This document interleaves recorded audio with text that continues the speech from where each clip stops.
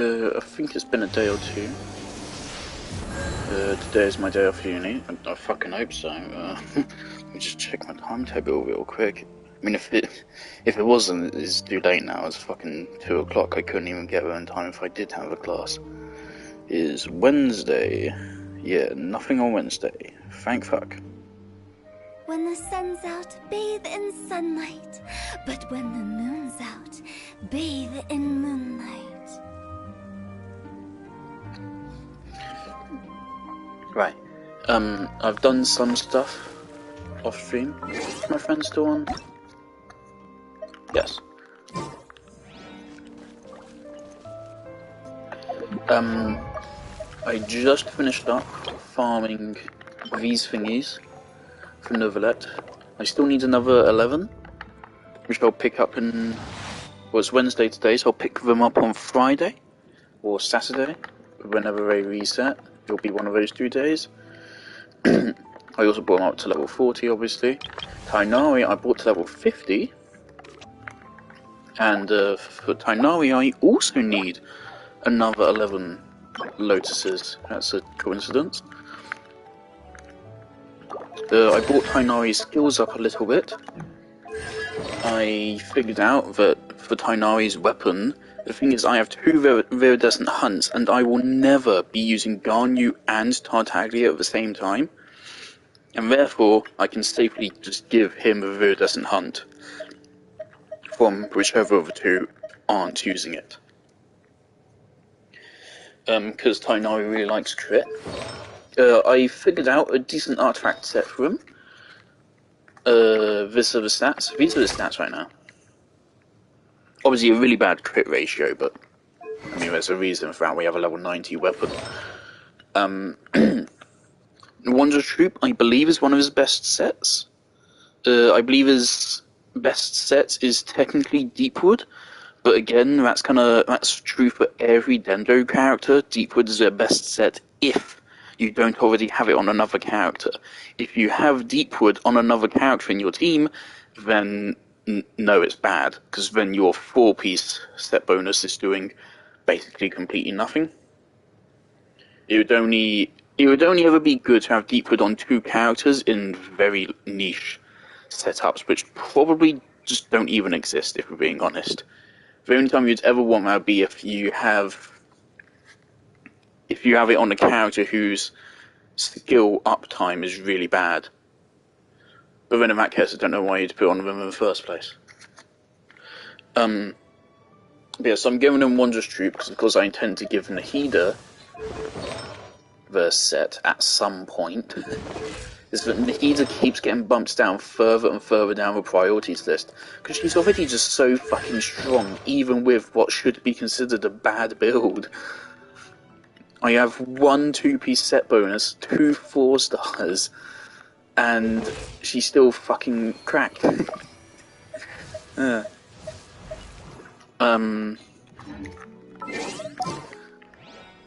did a little bit of a fiddling about with teams right here, so I started my A team and Explore. I put together this Tainari team. I don't remember if I put this together last stream or not, but I have it here now.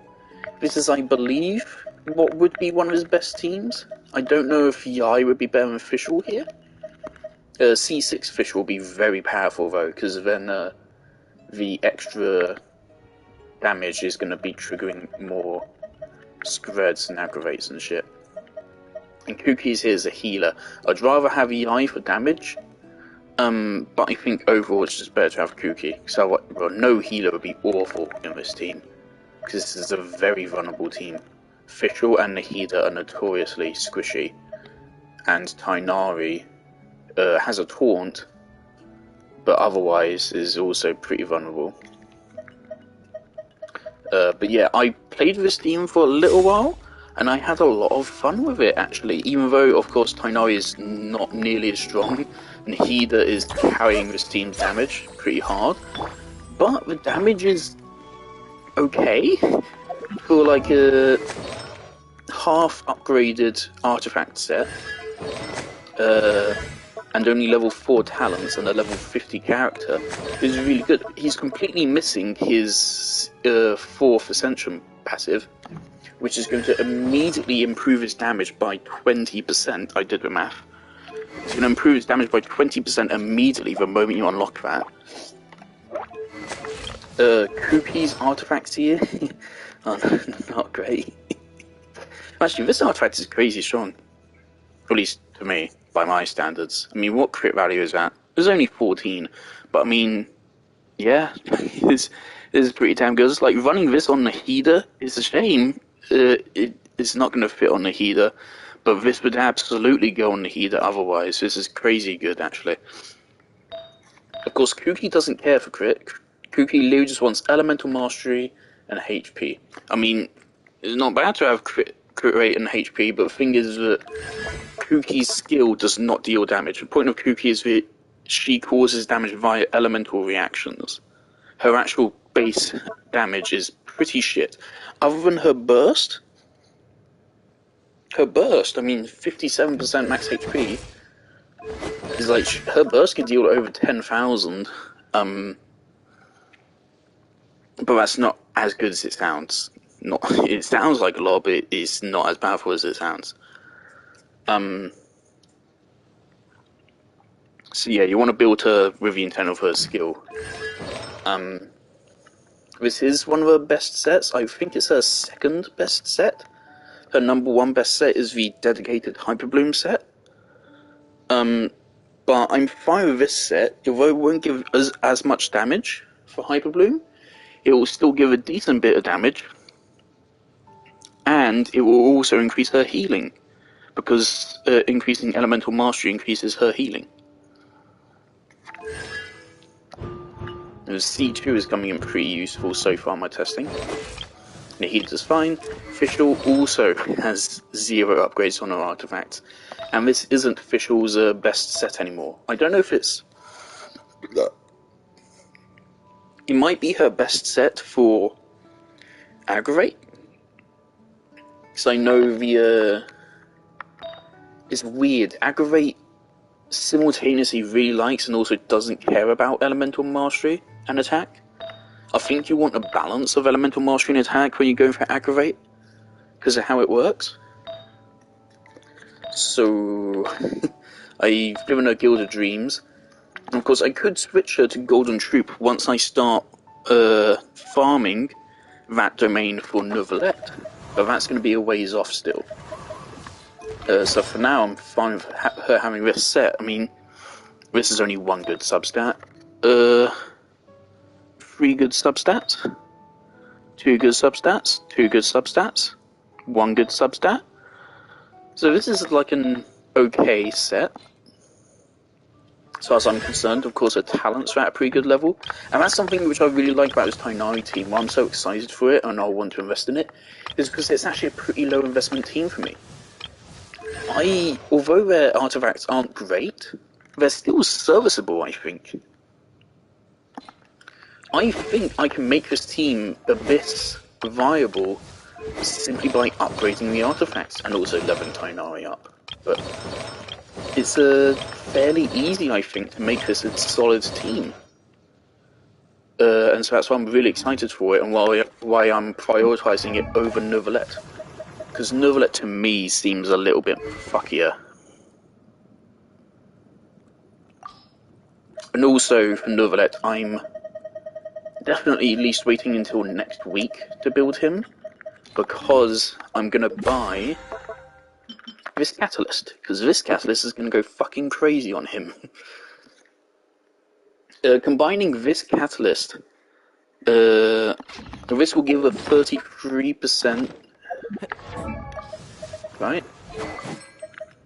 Yes, this catalyst is going to give 33.5% crit rate at level 80. Combine that with a 31.1. So 31.1 plus, I already forgot. 31.1 to 33.5. So it's 64.6. So that's 64.6. 69.6. with a base crit rate. So just with the weapon and a crit circlet, which he has, he'll get up to 70% crit rate. That's before we even take into account substats, and I think a 70% crit rate would be considered really good on basically any character. Of course, the slower a character attacks, or less often they attack, the more crit rate you want on them. Like Garnu. For Garnu, you really want high crit rates, you don't want to miss it, because otherwise you're just wasting your time. But Neuvillette, his charge attack, of course, hits quite a few times. And so therefore, you don't need a super high crit rate. And of course, you want to build them for crit rate over crit damage, because his Ascension stat is crit damage. I do already have this placeholder set for him. It's... well, actually, it has a solid stats, I think. 3 good stats. 3 good stats. 3 good stats. 2 good stats. 1 good stat. This is actually like a good artifact set, and Wanderers is one of his best sets as well, I believe.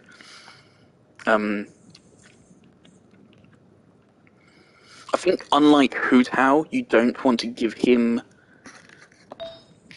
Shimon Hours, because I think he's more reliant on his burst for his rotation. Like, Hu Tao doesn't have to use her burst to deal damage, not at all. But she does definitely like it. I mean, I just got a clip right now. Again, I don't remember if this shows on stream, but I'm going to do it anyway. Pulling up this clip right here. If it doesn't show on stream, this is a shame. It's just a little clip of me getting a 100,000 damage hit with Hu Tao's burst. 106,503 damage. Beautiful. That's the highest damage number I've ever seen in the game so far. And that was against one of the new Hui fuckers, just on the beach, if the clip wasn't showing up. Also, for Neuvillette, a concern is, the other reason why I want to go for Tighnari first is that Neuvillette is also going to require lots of talent books. Whereas Tighnari, I already have a lot of talent books he needs. To a point where I was able to just casually bring these up to level 4 with zero concern.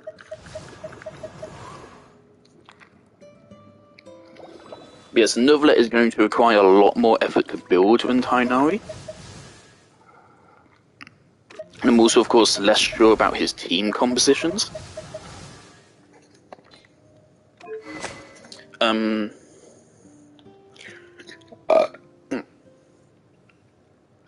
But one thing about Tighnari here is he is using 3 high-value characters. Fischl is a very good Electro sub-DPS, and she gives elemental particles. Nahida's Nahida. And Kuki Shinobu gives electro damage and healing. So yeah, he's using 3 pretty high-value characters here. But it should be worth it. You should have a pretty respectable single target damage output, and thanks to Nahida, a fairly good group damage output as well. I'm looking into this setup right now. Where was I going with this? I don't know. Oh, I suppose I'm really just saying what's happening. Also, I have neutered Yanfei. Let's take away the fucking 5-star weapon from her as well. Just because I'm disappointed in you, Yanfei. You're nowhere near as good as I thought you would be. I mean, I only ever thought of you as a placeholder Hu Tao, but even then, you disappointed me on that basis. I gave you a fucking 5-star weapon, and you still felt like a fucking 3-star character. It's a shame because I actually quite like Yanfei as a character, but I've demoted her to not even being starred anymore. There's no reason for me to invest in her, other than for shits and giggles. I can't even get another wish out of her, so there's no point. She's just a downgrade to Hu Tao. The one thing she has a little bit more range in AoE. Honestly, I think that's quite redundant, because Hu Tao still has her burst to hit in an AoE. Not a big AoE, but it's still an AoE, and it does a lot more damage than Yanfei does. So yeah, Yanfei's officially just dead. Collei as well, I had to take away a bunch of her artifacts, so she's now fucking... Oh, Collei. I really badly want to use her, but I do see what people mean about her. Like, I know it is copium, but she is like really good for how easy she is to get. She does have a lot of good stuff going for her, but yeah, Kirara is just better. I've seen some crazy clips of Kirara. But anyway, so yeah, this is a fun setup which I'm looking into. I slightly adjusted this. I put Zhang Ling in here now. Though honestly, probably should just put Bennett instead of Kazuha. It's a little bit copium to put Kazuha in here because there's no way this rotation is going to work. It'd be extremely clunky to me. So I think we need Bennett.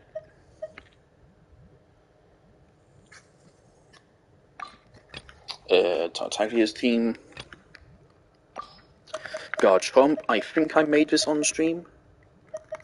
But this is my Novelette team that I'm thinking of. Town. Freeze. This is well, if it wasn't obvious, this is a Hyperbloom Raiden team with Lisa as my placeholder Raiden for now. I mean, this is preparation for months in advance. Because yeah, we ain't seeing A for at least another like what? I don't know how many days left on this banner. It's like 10, and then another 40 for the next patch, and then likely another 20 for A's banner. So 70 days until we see A. So over 2 months at least. So it won't run A back to back with Farina. But yeah, this is months in advance. This is my standard Hyperbloom team, but with A as DPS instead of Garnu. Which I think should be a decent idea. Especially since, of course, Kokomi can also act as a DPS. Which is good. That's something I'm concerned about with A, is the fact that her uptime ratio on her burst, to me, doesn't seem good. Not good enough for me to be happy to call her a DPS. Duration, 7 seconds. Cooldown, 18.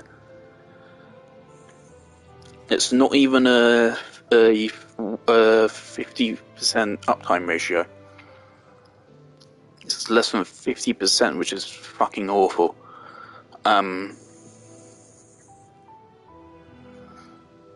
Yeah, that kind of surprises me as well, because I don't think Raiden's rotations are that long either, as far as I'm aware.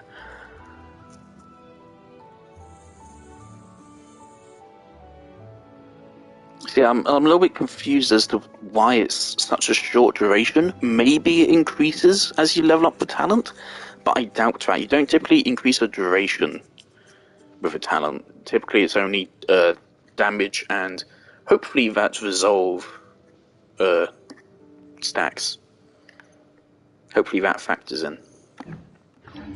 But yeah, so it's good to have Kokomi on this team, so that she can act as a DPS, but not as good as DPS, but still a DPS, when A is on cooldown.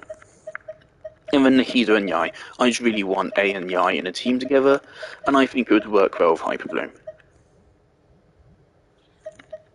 Of course, it would also work with an Aggravate setup, but we already have Tainari in an Aggravate setup, so I think it'd be more fun to do Hyperbloom. I do know she isn't recognised as like a really good Hyperbloom character, and also, of course, I'm still like really confused as to what makes Hyperbloom good. I don't know whose elemental mastery is making it powerful. Because I don't know that, and my couple of attempts I have made to Google it haven't helped. But my current impression is that it is Nahida's elemental mastery which matters in Hyperbloom. So, based on that, I don't think it should be an issue. Honestly, the way Lisa's looking at me right here, that that tempts me to build Lisa, but it's not happening. Never. And here's a placeholder Nilu team. Candice is a placeholder for Nilu. What artifact set does Nilu want, actually? Because I haven't put any artifacts on Candice. I actually don't have a clue. I think just HP? Because Nilu really likes HP, a lot of HP. She wants a lot of HP. I don't know if you want Elemental Mastery. For Nilu, you probably want HP as your main stat and then Elemental Mastery substat. And then a healthy bit of energy recharge and crit rate and crit damage to power up her burst. But I'm pretty sure her main damage source is her reactions. And her reactions are powered up by HP and Elemental Mastery and not crit stats. So, prioritize HP. Kokomi is Kokomi, Yao Yao, and Kave. I've read through Yao Yao's kit again, and I don't know how I feel about it. But I don't know, we can experiment with it at some point. Because this is even further in advance than A, potentially. We may not see Nilu for still like another 5 months. It's just a guess that she will show up in 3 months' time. She may not. But yeah, this is my placeholder for her as well. There's something else I was about to say, but I totally forgot. Oh yeah, so I'm concerned about the Nilu team and the Tighnari team's elemental matchups. Hydro deals with Pyro Shields and nothing else? I think it only deals with Pyro Shields. I don't think it deals with Electro. Definitely doesn't deal with Cryo. Dendro deals with Hydro Shields, and maybe Electro Shields? But Cryo Shields are the big problem with this team. No one counters Cryo Shields. So against Cryo enemies, this would be really bad. Don't run this team in Snezhnaya, because you'll get fucked. Or Dragon Spine. And then for the Aggregate team, of course, again, Dendro will cover Hydro and nothing else. Electro will cover Hydro, and I think it also semi-covers Pyro and Cryo. Like, the best element to deal with Cryo Shields is Pyro, but I think the second best is Electro. And I think Electro also does, again, like, I think for Pyro Shields, it's Hydro is best, followed by Cryo, then followed by Electro. So it does do something, but still not a lot. But then this does make me worried about Electro Shields, because I don't know if Dendro works against them. If it does, then this team should be okay. The Nilu team is a bigger concern. But the other caveat for the Nilu team is that, as far as I'm aware, Nilu teams are supposedly, like, top 5 best teams in the game. Like, bonkers OP. As in, they create 10 fucking Dendro cores a second, and each of those are dealing 30,000 damage. So yeah, they're supposed to be cracked OP, and that's, of course, that's not even single target damage. They hit in an AoE. It's effectively Hu Tao, but a little bit weaker maybe than Hu Tao, but then it's in a wider AoE. So, yeah, Nilu teams should be pretty fucking crazy strong when they work well. I have a lump in my leg, I think. That's weird. Yeah, so I'm mainly concerned about this team's type matchups, but considering just how, as far as I'm aware, it's a pretty damn popular team nowadays, I'm definitely very interested in it. And again, even if it isn't perfect, I mean, I still I was concerned for a while that I wouldn't like running Hu Tao in Exploration. And then I was also concerned that, since Hu Tao is focused on single target, I'd also be limited in where I can use her in the Abyss. Nope. I love playing her in Exploration. So much fucking fun. It's so much damn fun playing Hu Tao in Exploration. I cannot emphasize it enough. Just seeing those fucking beautiful numbers is so damn satisfying. And so, I mean, I'm fine with just switching up teams in Exploration nowadays. But yeah, we are going to have to wait a while. You know what, let's very quickly, go on to Candice and let's just see if there is any possibility we can make a Nilu placeholder team. Also, other problem with Nilu is, of course, she loves HP. She would need a HP sword, which doesn't exist, and I know this is polearms. Nilu would want a HP sword, and I believe there's only one in the entire game. And I think it's Farina's signature weapon. I think it's going to be her 5-star weapon or something. Or no, isn't it the sword on banner right now? I think it's a sword currently on banner right there. Can I look at that? No. That's a shame. Yeah, I can. Yes! What the fuck does this do? That's quite a lot of HP actually as well.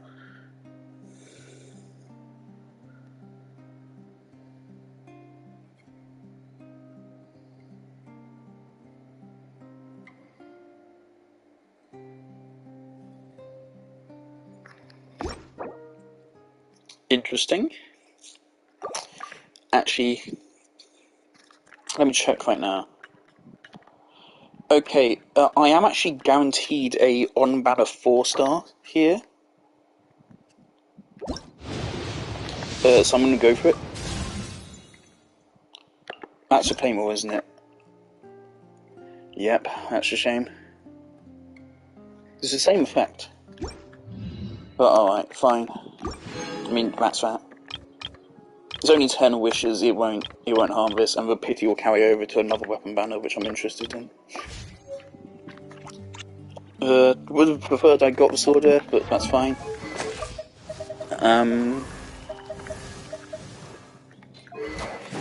But yeah, I believe I'm sorry I keep making that noise. I have picked up on it, I noticed it a long time ago. My other considerations are Favonius, Sacrificial Sword, though I believe she has really good skill uptime. Or Iron Sting for Elemental Mastery, which I heard is really good on her anyway. Iron Sting, so yeah, probably Iron Sting's just the safest option.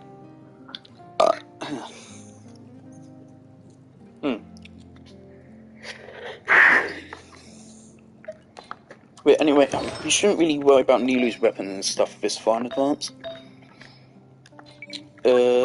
So set bonuses. So sets which give, I think... I wish it showed what the set bonus was as you hovered over it.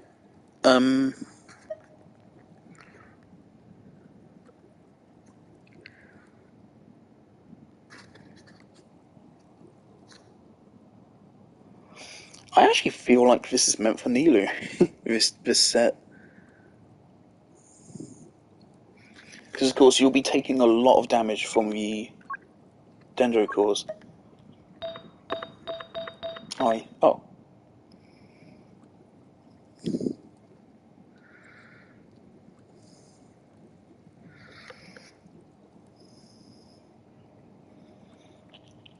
Right, yeah, so this is the best set for Kuki Shinobu. Now,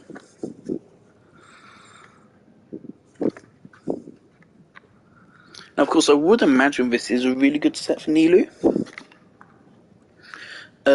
Problem is, though, is instead of going for HP, it's for 2-piece, it goes for Elemental Mastery, which is fair enough. That's better for the wider for wider selection of characters. But of course, this is not going to be affecting her burst damage output. And of course, it depends how much HP she ends up with. But what, this goes up to, what, 100 and... Oh no, never mind, okay. So it goes up to 80% bonus damage. She gains 9% per 1000 HP. Which means if you get Nilou to 40,000 HP, you're getting more damage out of that than from this set.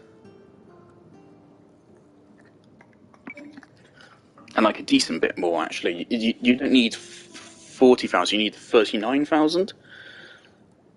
And even then, it's still a little bit better than this set would be.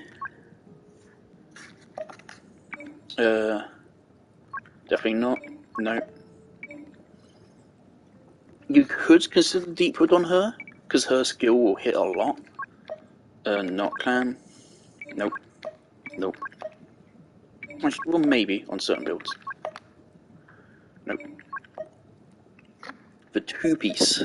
The two-piece right here. Let's just put this on. Toma? What the fuck is Toma doing with an artifact? Oh, is this a John Lee placeholder? I think it's a John Lee placeholder. Right. Right. HP. Actually, HP percentage HP. Right. Yeah, put that filter on.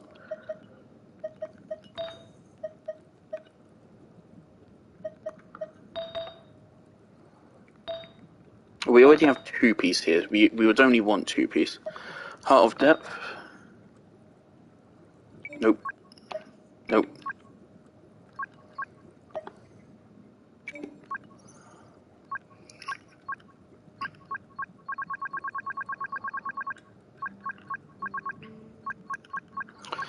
I think her best set would be 2 HP percent bonuses. What sets do that though?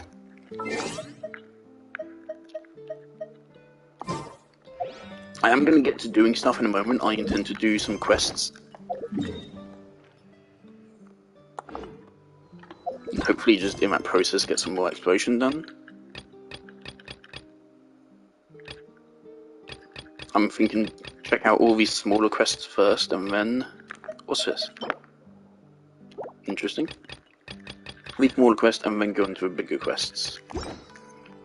Don't be afraid to make mistakes. It's all part of the learning process. process. Where's the archive?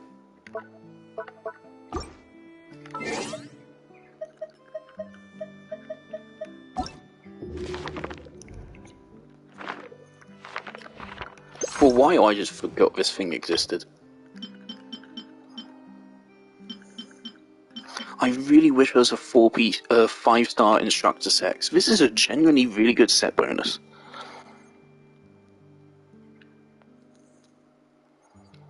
Buffing all party members' elemental mastery by 120, that's really good. That's actually really fucking good. Well, it's not cracked OP, but I mean it's a party-wide buff. If it was for only the user, yeah. But it's party-wide. So like on Dendro, on Nilou teams, this would be really good.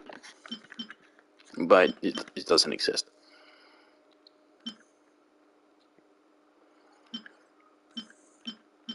So I think they should add in 5-star versions of a lot of these sets.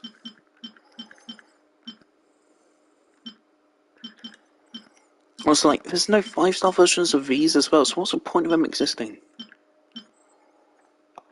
Oh, really?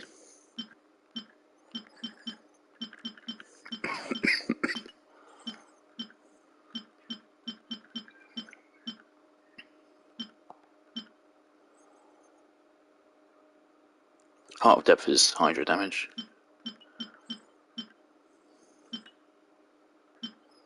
But Million was a bloom, right?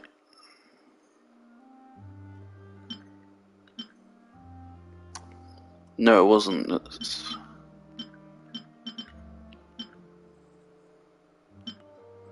Oh wait, Varuchas, of course, I'm an idiot, I already saw that.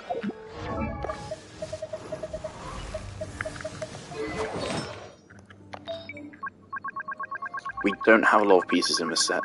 In fact, very few.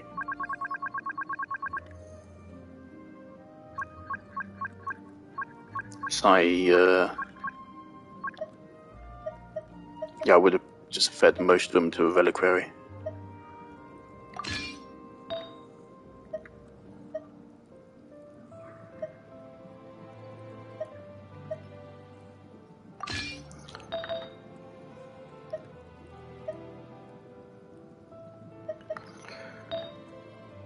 Actually, we now have 2-piece.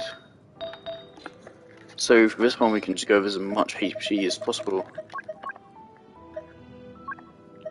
Let's go for Elemental Mastery. Works.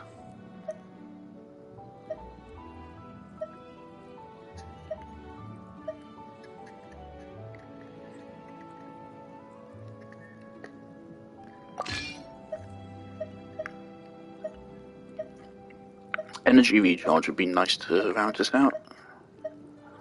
Don't have it, okay. Oh, here's a placeholder Nilu 7. 2,000 extra HP. Huh. That's pretty. Like, so 717, so that's still adding like 2,500. So that, yeah, that's a lot of HP. So what do we have? We have Elemental Mastery, HP, HP. I think that's a good balance. So you do want some Elemental Mastery, I think.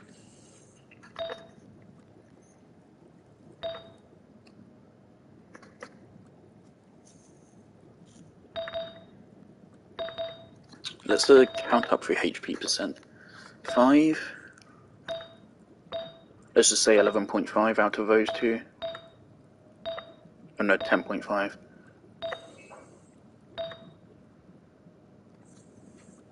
Good, 16.3. Okay, so 16.3 in substats, and then main stats we're going to get. I already forgot the numbers, like 16.3. And then from main items we're going to get 46.6. I mean, that's 90 plus 3. Okay, so that's 93.2. So 108.5. 108.5% HP. So more than double.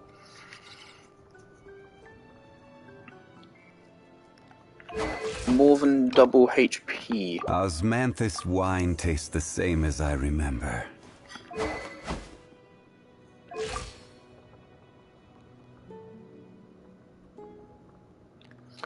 Yeah, definitely.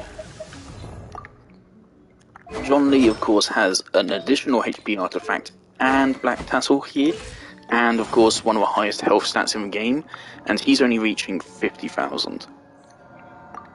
Which, I mean, 50,000 is really good, but Nilu potentially wants even more than that. And Nilu also potentially run out of... Let me Google it. How much HP does Nilu get? Osmanthus wine tastes the same as I remember. Also, after this, but where are those who share the memory? Genshin, Nilu.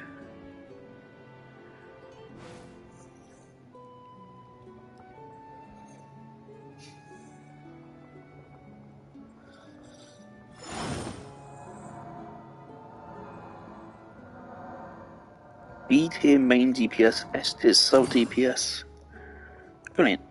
HP at level 80 is...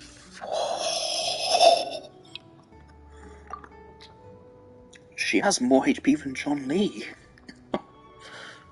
I wasn't expecting that. Osmanthus wine tastes the same so as John I Lee remember. Is an ascension but and 1 level. Who share the memory? So right here, at level 80, Nilu has 14,117. Now that's without ascension, the last ascension. And her ascension stat is HP percent. Only gets 28%, which is unfortunate, but that's going to make up for the Black Tassel and the rest of that. Now, of course, it's not a massive improvement over John Lee here. I mean, it's only, what, an extra less than 400? But it is more than John Lee. And again, this is with an extra ascension and an extra level on top of it. Which I believe that would be an extra, like, tastes the same as I remember. Approaching at least an extra 1,000 but where HP. Are those who share the memory? So yeah, she should actually be really good on HP. Not to mention, of course, she's going to get Hydro Resonance from Double Hydro, which will give her 25% extra as well. Though John Lee is also currently getting that.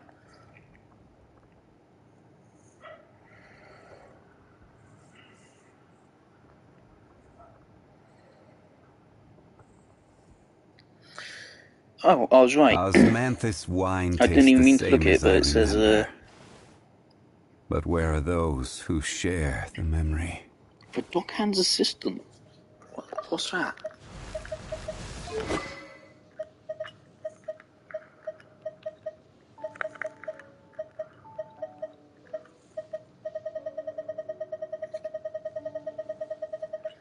Three-star weapon for Dockhand's assistant? And there's a 4-star.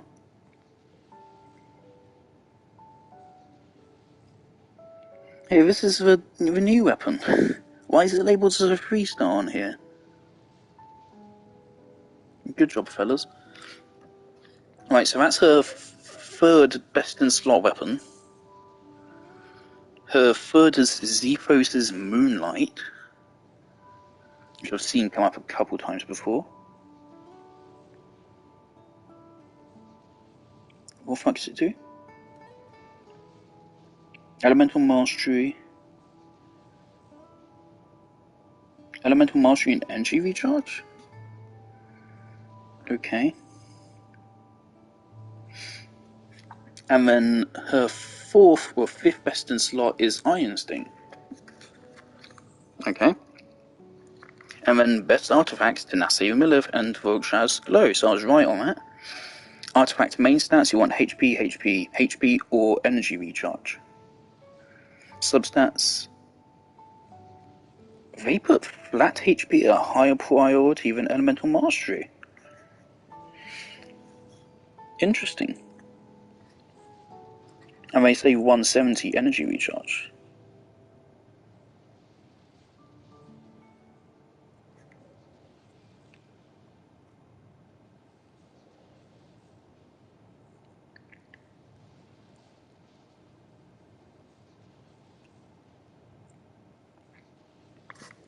Oh yeah, and of course, because Nilu's mainly dealing damage through reactions, you don't even need to level her talents that much.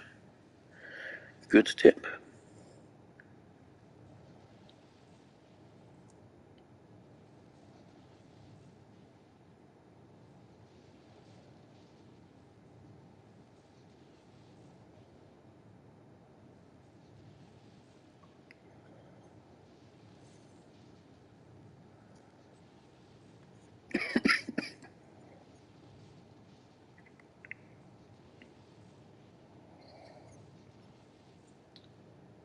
Why was I've completely forgotten actually why I'm even checking on here.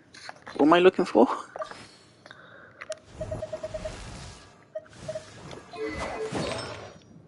Yeah, I totally forgot what I was even looking for here.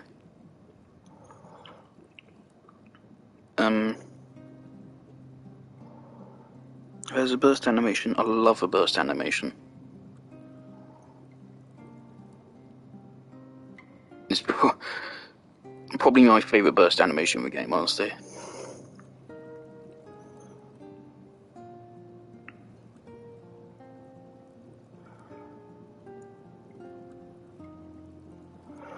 They don't mention any weaknesses here about type matchups.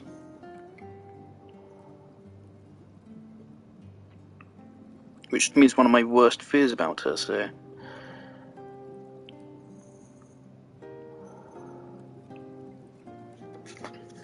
Alright, I think this is fine as a Nilu placeholder. I think. It's unfortunate we still don't have a solid weapon for her. I mean, Iron Sting should hopefully suffice.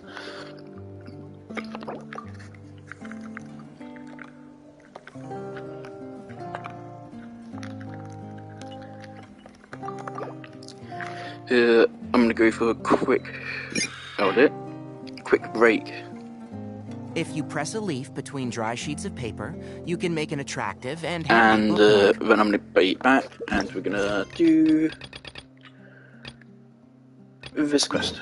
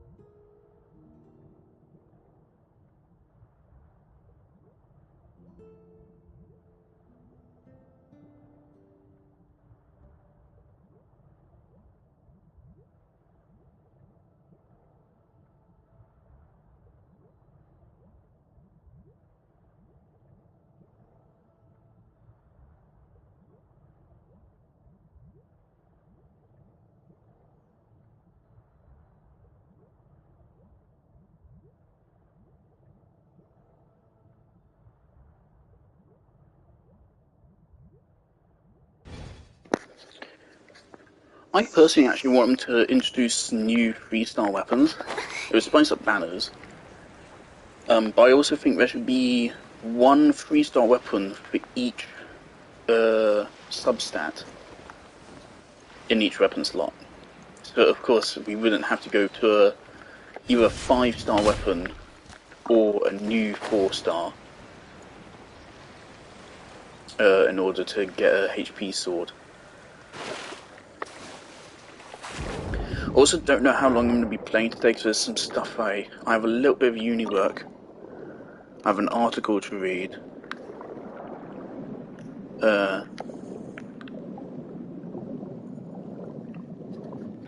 And I potentially want to start looking into getting a student bank account set up so I can save myself some money. And of course it'd be good today whilst I have time off to do that. Yeah, from now on I think I'm going to just stop talking. My voice is already hurting.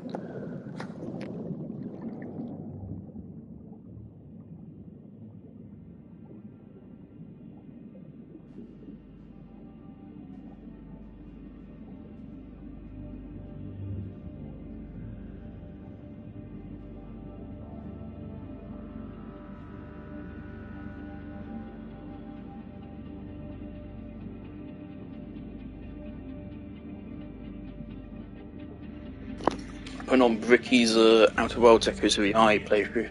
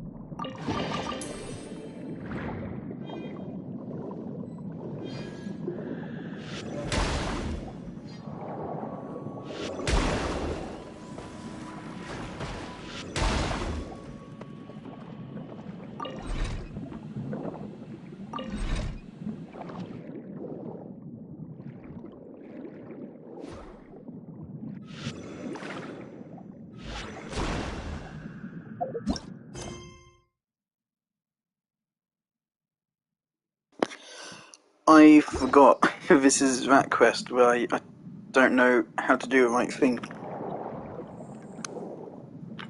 They said rotate it until we see it go down, and then you know you're on the right track.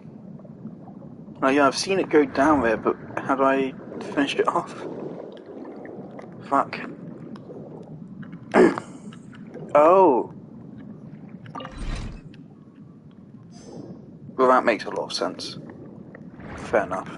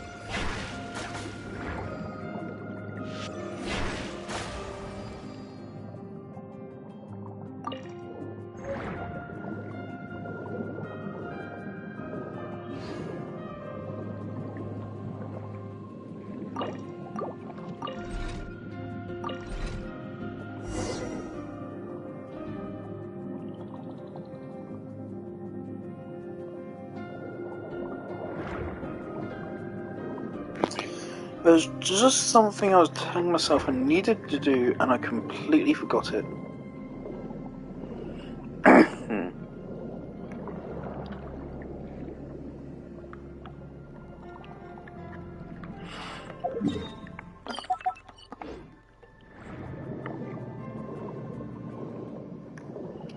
Yes, it's not coming back to me.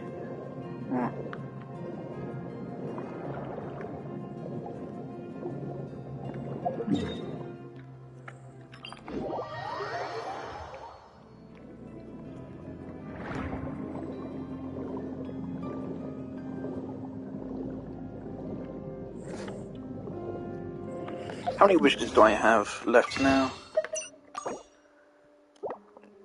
Just 7. Okay. And what pity am I on? I'm on like 60 pity, aren't I? No, like 30 or something, no. 60 would be too much. Cause I think I've made my peace with not getting Venti. Just because not only would I only really be interested in using him for one specific team, but it's also for a freeze team that's to use really well, to exceed with, and for it to equal the other teams I really have going on. I would need to also get another 5-star character, Shen-He, to make it work really well. Because to me, Mona just isn't enough. And I'm already just interested in Ganyu Melt.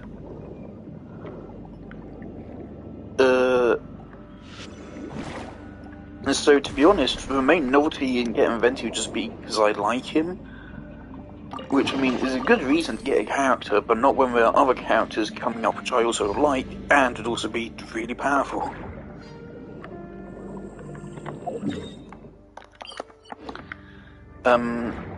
Plus, the other thing, of course, with Venti is it would be a lot of maintenance to get him up and running. I'd need a talent book, I need to ascend him, and I'd need a new Viridescent Venever set. And the same would go for Shen-He. I would have to obtain Shen-He, and then ascend her, and get talents and artifacts. Mona is already talented up, but she isn't artifacted up yet. And Ganyu would also need a new set of artifacts as well, because she's using Wanderers instead of a Cryo set. And there's just not much point in going for Ganyu Freeze if you're still using Wanderers. Because then you're not actually getting any benefit from a Freeze. The point of Freeze is that it allows you to increase your raw damage output by a significant amount. It's like if physical DPS was good, but instead of physical it's cryo. And I kind of like how in the game how they associate physical with cryo. It kind of makes sense.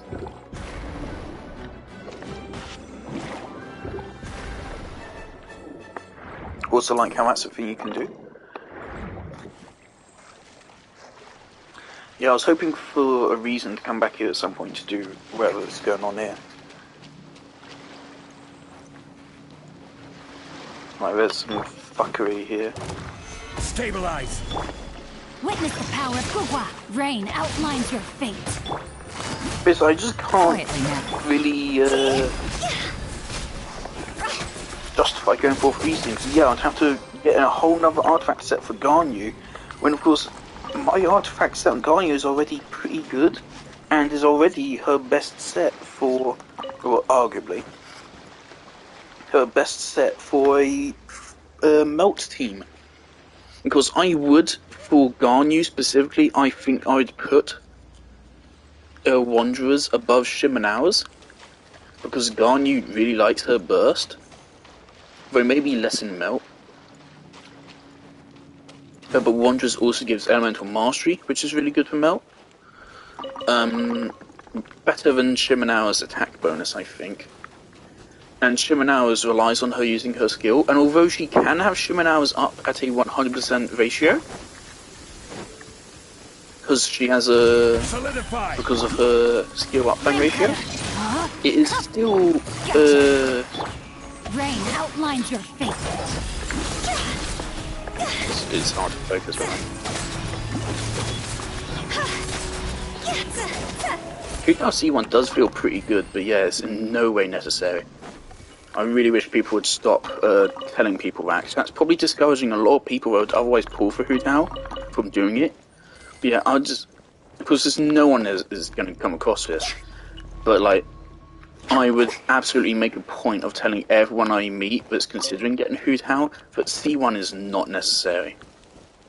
It does improve her damage output, and it is by a respectable amount, but it is by no means necessary. You can just use it on you.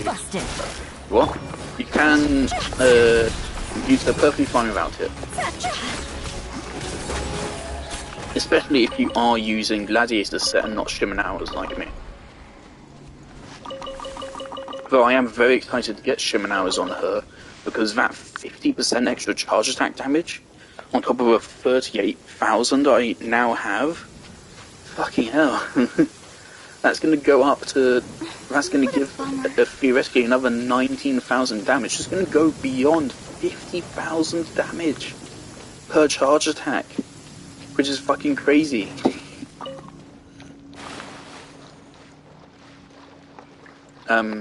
Kill these guys. Oh, right. Stabilize. I pressed the button to switch to Xingqiu there, but the game didn't care. That's happening a lot nowadays. The game fucking doesn't switch me to a character I ask.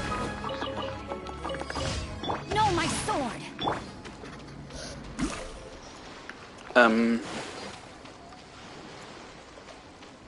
But Futile C1 is nice. It makes it comfier to play. Whether or not you are going to use animation cancelling and stuff, but it's by no means necessary. Right. So this I'm going to puzzle where I have to find switches to turn certain ones on and off.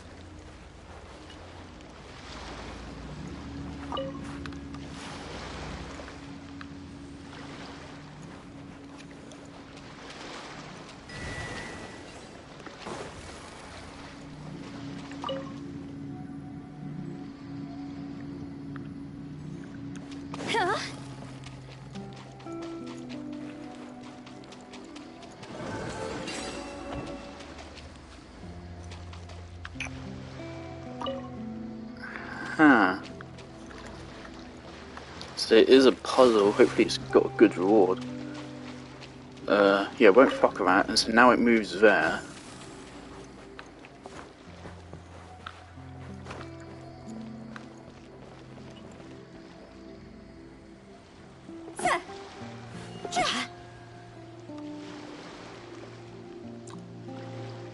Well, shit.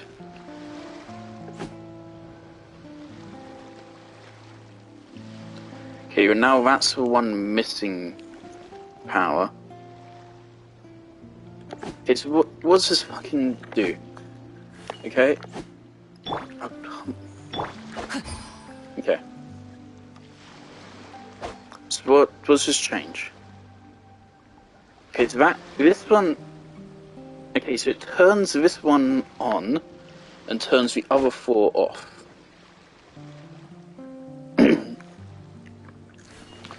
So I need to make it Time to act. borrow power from that one.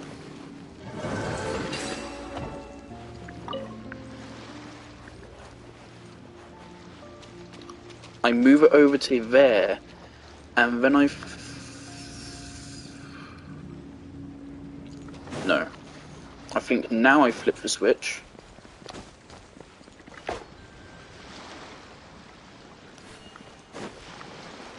Now I send it over,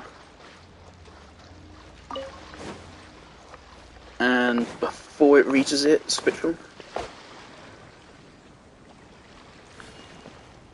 Now that one's missing power.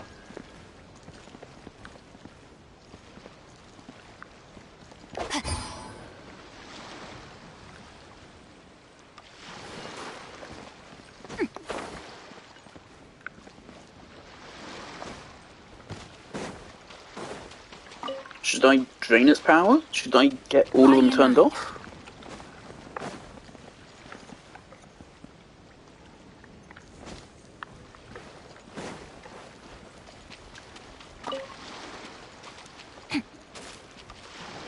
Yeah, a big reason why I just recommend Hu Tao is she's so much fun to play. She's one of the strongest characters in the game. She is usable with low value teams. It's like you can get just Xing Cho and she'll work fine, but of course she does. This is a high value team, Hu Tao, right? John Lee is another 5-star character, and he's one of the highest demand characters in the game. I mean, from my perspective, John Lee is the single highest demand character in the game, meaning he fits in the most teams, right? Just going through, like, my team list, the amount of teams which want John Lee, right? First of all, this team could actually go with John Lee in it instead of one of the... probably instead of one of these two, I think. John Lee in this team. John Lee is good with Tartaglia, not this specific setup, but in one of his teams. Well, he could replace Bennett here. And that wouldn't actually be a bad idea. Not at all. John Lee is really good with Neuvillette. John Lee is really good with Hu Tao. John Lee is good with Garnu, Melt. There are a lot of teams in the game which demand John Lee, and so therefore he's a high demand character. So when you use him in a team, you want it to count. Xing Cho and Yilan are also considered high demand characters, but not because they fit into a lot of teams. I mean, they do fit into a lot of teams, but there's only certain teams where they're very fucking crazy OP, right? And then the main team where they are crazy OP is Hu Tao. So I don't agree with them being super high demand, but they are powerful characters. And so,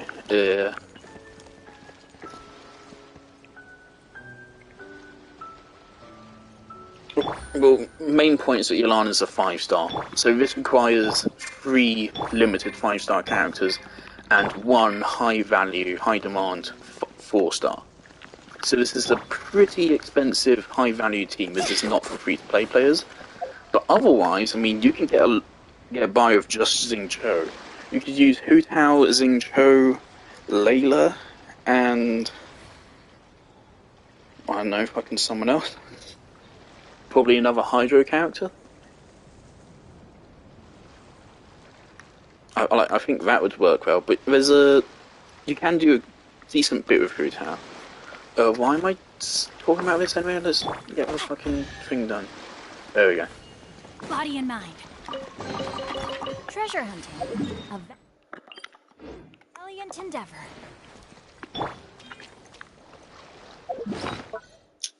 $16.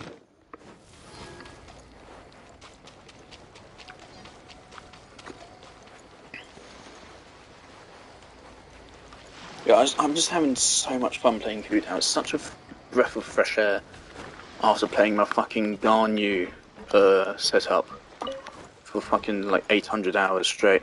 Like, I do love my Garnu setup, even though it isn't like a Garnu team. It's just a team which includes Garnu. It's a Hyperloon team with Garnu snapped on it, and it still just works really well. But yeah, playing a team like this is really fun and really rewarding. This is a lot more coordinated than my Garnu team. My Garnu team works just because Garnu just so happens to not interfere with Hyperbloom at all. So you can run Garnu Freeze alongside a Nahida Hyperbloom at the same time. But of course, eventually I will be looking into Garnu Melt. Oh, that was surprisingly... I thought there'd be more steps.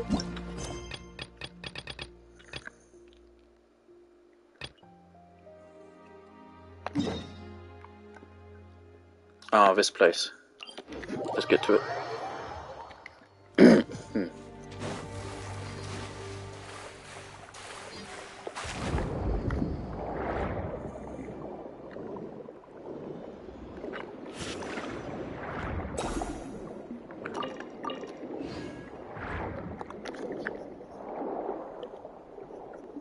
Yeah, I am still trying to invest in Zhangling. Honestly, like, she is in a good spot. Zhangling, she has decent artifacts. This is a really good artifact. This is really fucking good. One of the best artifacts on my account. This is respectable. Zhangling wants a pyro damage bonus. She likes crit rate. If this artifact wasn't level 12, it would be respectable. I have indeed gotten... this started out with 3 substats. So the first stat it gained was defense. Yikes. And then since then, it evolved twice more. Yeah, twice more into HP flat.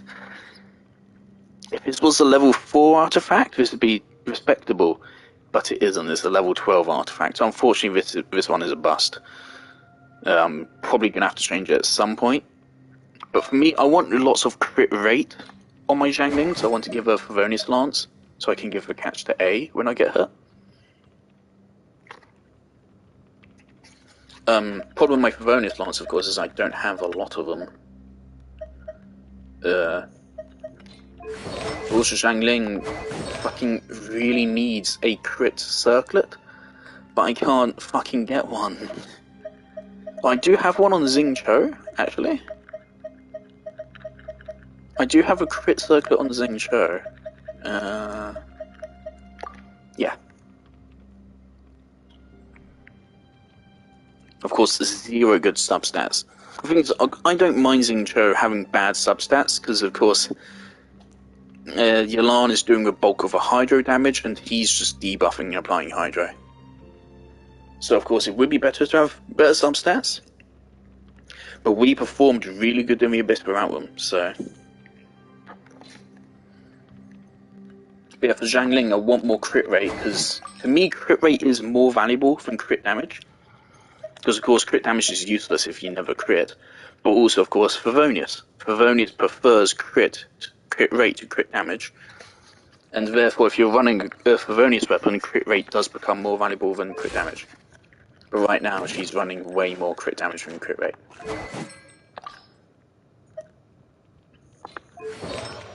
And a crit circlet would turn that around pretty fine. A crit circlet would bring her up to 56% crit rate, which is acceptable.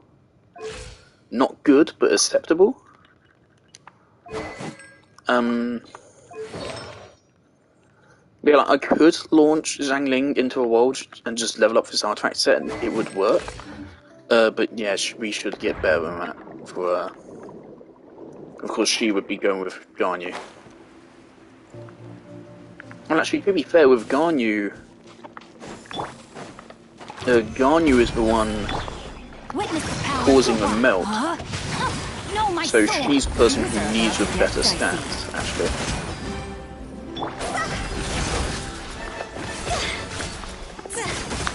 That's so disgusting. That's so disgusting. Oh, I love it. I think that's 42,000. Some of those hit.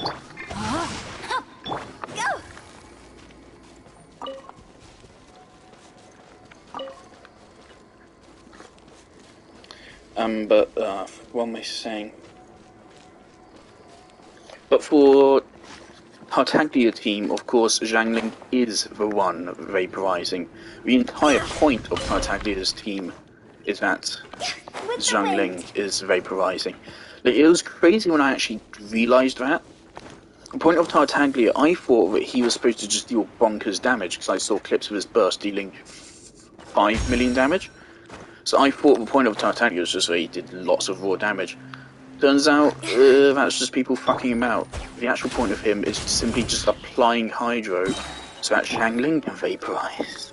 And that's just reminds me of that meme I've seen a couple times where people say that they keep on building Time to act. Body and mind. X-character, but there's no point because Zhangling is stronger. Find your fate. Game's up. Time's over. Gotcha.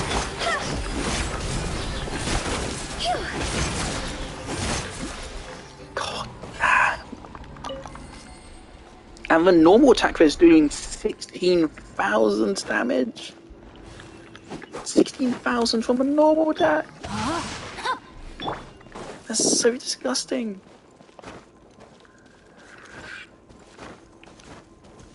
$16,000 from a normal attack and the charge just 40,000. Wow.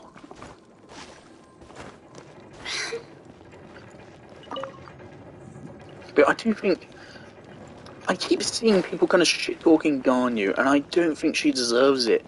I think Ganyu demands a lot more respect than the community gives her nowadays. Like Genshin Impact, a YouTuber which I quite like, generally, I think his takes on Ganyu are pretty fucking stupid. He keeps fucking disrespecting her, man.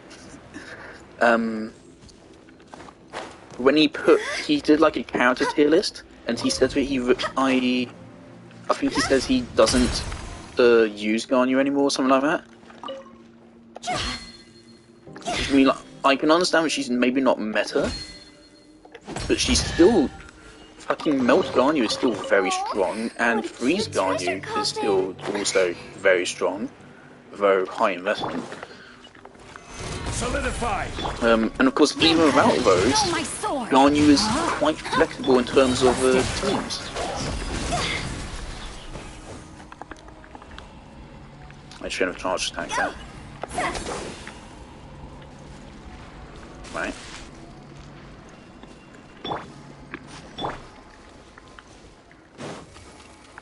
But yeah, Ganyu can work on a lot of teams, particularly Hyper Bloom teams, because she doesn't interfere with the reaction. As I think Ganyu is really good for newer players. Because, of course, first of all, she works. One of her best sets is Wanderer's set. So you can get her one of her best artifact sets whilst leveling her or sending her. Which is really good. Don't think there's a lot of other characters to say that about. Quietly now.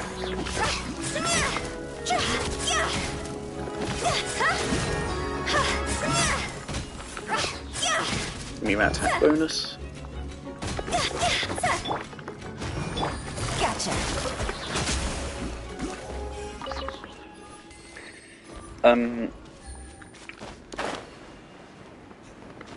It's one of the things which is great about Ganyu is that part of the point of her is that she just deals really high damage. She just does. And so all you need is a couple of talent books, and you'll be hitting for thousands of damage. And for newer players, that's really valuable. Because, of course, you'll get plenty of talent books from exploring Liyue.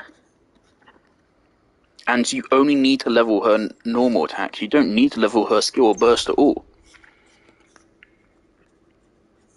Wanna come over for tea? What's the point? It's just to tell me that's there.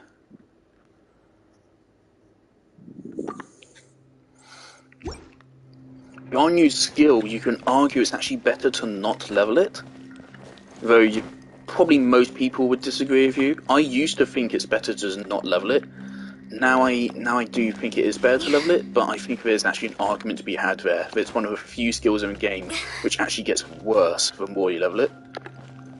Because, of course, it deals damage when you cast it and once you detonate it.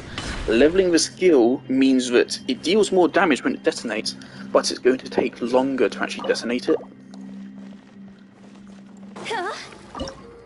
And so, of course, there's a debate to be had there as to if that's a good idea. Her burst, upgrading the burst just increases her damage output, which is nice. But not mandatory at all, because most of her damage is still coming from her normal attacks. Time to act. Let me read you a verse. Rain outlines your fate.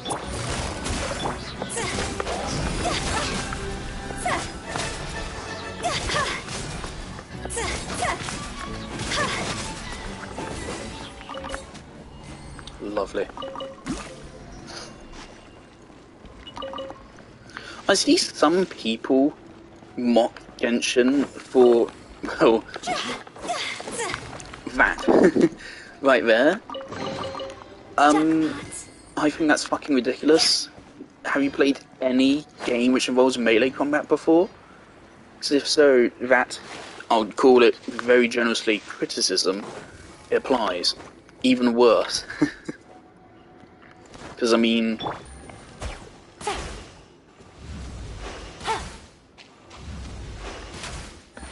Genshin does have ranged attacks and shit.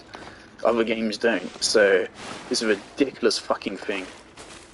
I hate it when people bend over backwards just to shit talk for gacha anime waifu game, because their fucking brain is so limited in what it can think about, and they're so limited in what they're willing to actually play.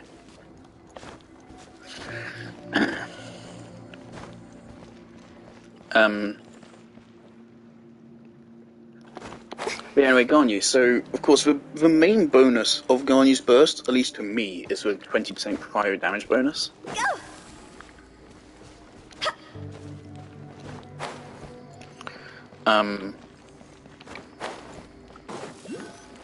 But, yeah, point is that she's really good for newer players. Not to mention, also, of course, one of her best combos is Zhangling, who you get for free.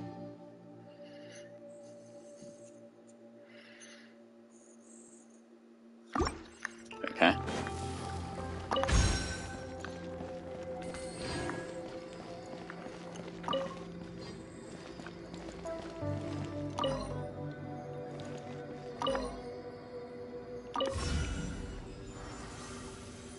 Okay, I guess I'm doing it right.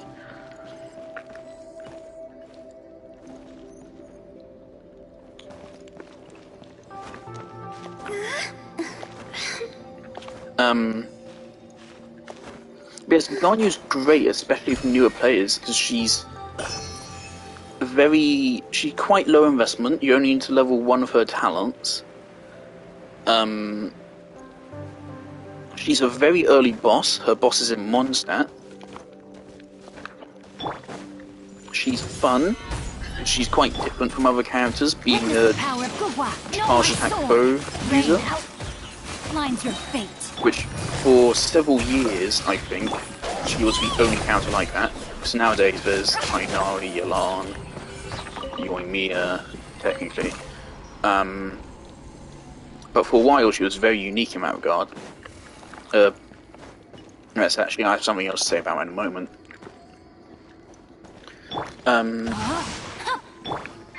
But she's fun for newer players, really powerful for newer players, she's easy to build, just really good.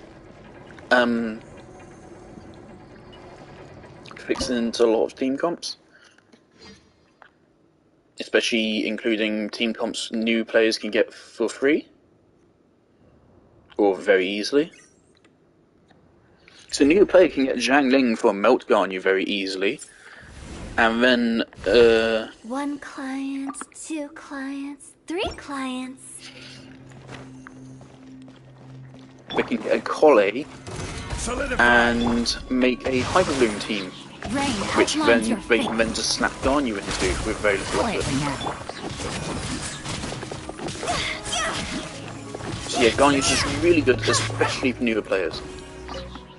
The other thing is, of course, I see people shit-talking her for having to be aim down sights, and I don't get it. I don't get it at all. People say that they don't like playing so because you have to aim down with bow sights. I guess those people fucking hate all first-person shooters and all third-person shooters ever made as well. There's nothing, like, wrong with Genshin's bows or anything. I said that when I first started the game, that's just because I was new. Specifically new to PlayStation. I was using an entirely new controller at the time. And so, bows didn't feel good to me, but nothing felt good to me, because I've been playing on PlayStation, playing on Xbox for the last decade of my life. More than the last decade of my life. Yeah, I've been playing Xbox since 2011? 2012? 2011. I think I started playing Xbox. How do I do this one? I either started playing Xbox shortly before Halo 4's release in 2012, or shortly after Halo Reach's release in 2011.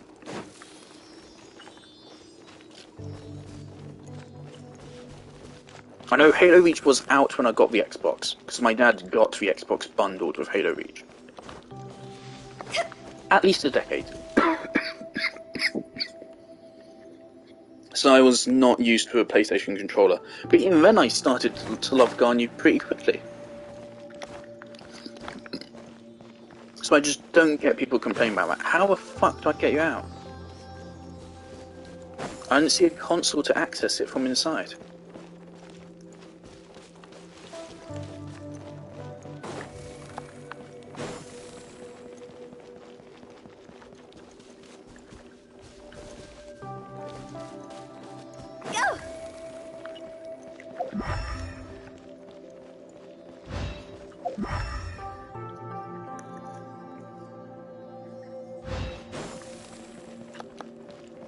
Go! Can we get power from another With the source? wind. There's a...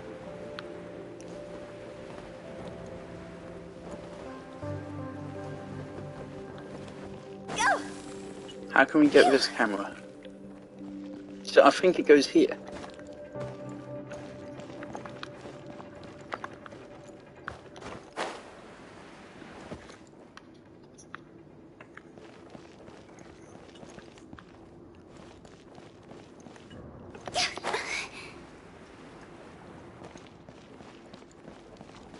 This isn't powering anything, so it's clearly supposed to go somewhere else.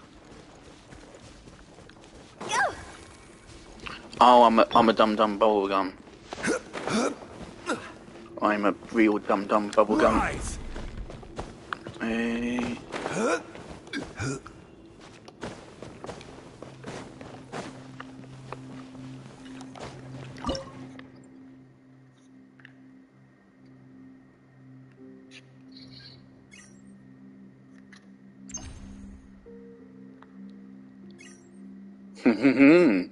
I like that. That's cool.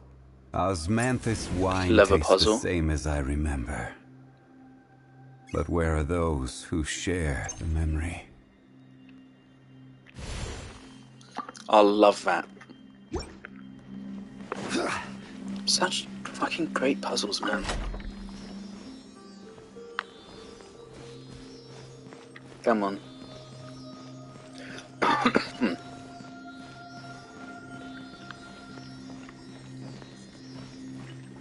Because I don't get the argument for saying Garnu is weak. I think if you argue that Garnu isn't good for newer players, you're just fucking lying. And One I also man's don't get the argument that another Garnu's man's gameplay isn't fun. I mean, like, I mean, I'm not saying that you're wrong or anything, but I'm just saying that if you apply that logic to Garnu, then surely you'd also apply the same logic to every shooter ever made. So there isn't a difference. Boats are made It's for just transferring holding. commodities back and He's forth. like using any And those that weapon come in any across game Leon that has a tend to charge up. stay a while. There's Though it is no where many difference. things come to settle. So I don't get why.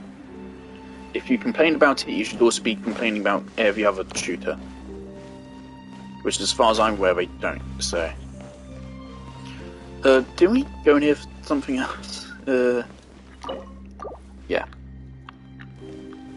Should I just mash a button again?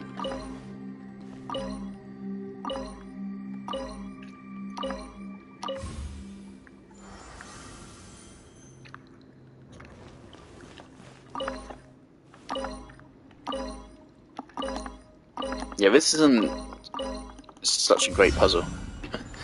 There may be something deeper to it, but I'm just mashing a button and it's working, so... Yes, I don't get the fucking hate I sometimes see towards Garnu. Nonsensical. Good for new players, good for late game players, 'cause she's powerful. But it's just... she's one of the most lovable characters in the game, just why wouldn't you want her?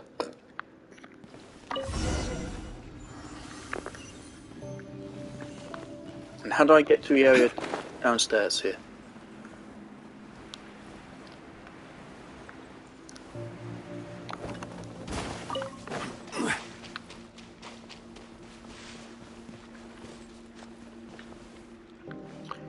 There isn't any batteries viewable from here, so I'm gonna assume it's from continuing this.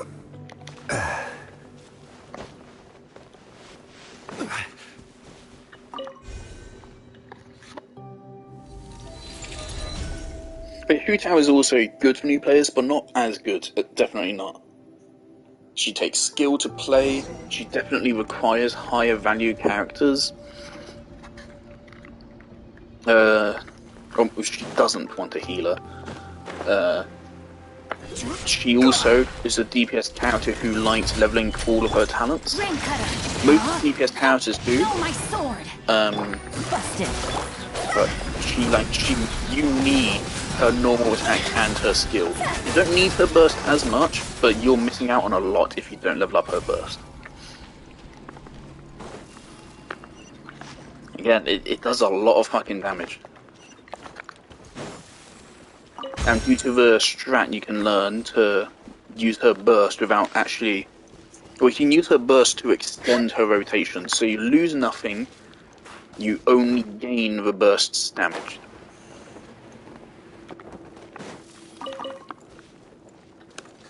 It's because some people don't realise, of course. Stabilize. Let me weave you a verse. Huh? No, my... Quietly now. When you use a charge attack at the end of its duration, at the end of a skill's duration, you can activate your burst to cancel your charge attack animation, and you will gain, for the duration of a charge attack animation, the damage boost is still active. So if you activate your burst whilst the charge attack animation is ongoing, you will gain the damage boost for your burst, even though the actual buff is technically expired. And so that way, you are extending your rotation at no cost. The only cost is that you need to have enough stamina left over to do a charge attack at the end of Solidify. That's a shame.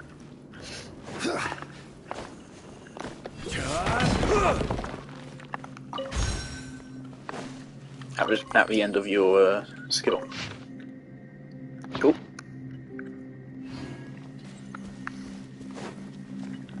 Yeah, I'm so glad I pulled Hu Tao. What? I'm so glad I pulled Ganyu and Nahida early on. Because Nahida's really good for learning elemental reactions. And Ganyu is also actually kind of good for learning elemental reactions, combined with Nahida. But they're both just such great characters for newer players. Fuck's sake. Where's this going?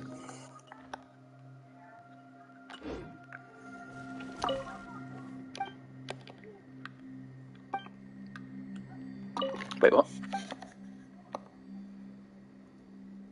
Ah, cool.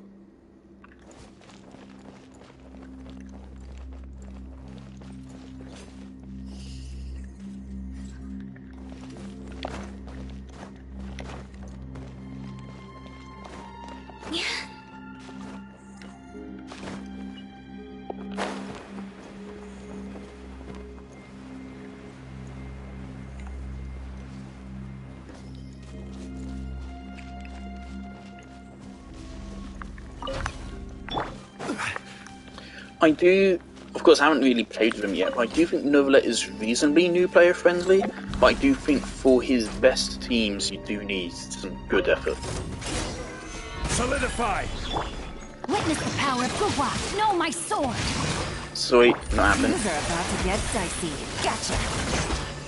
I don't know yet.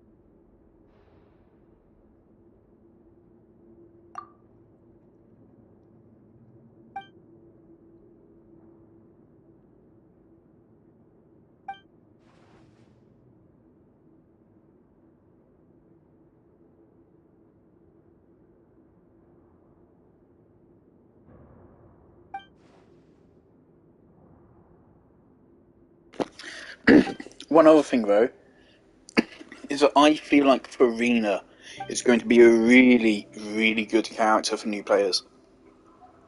Because she has possibly her own DPS capabilities.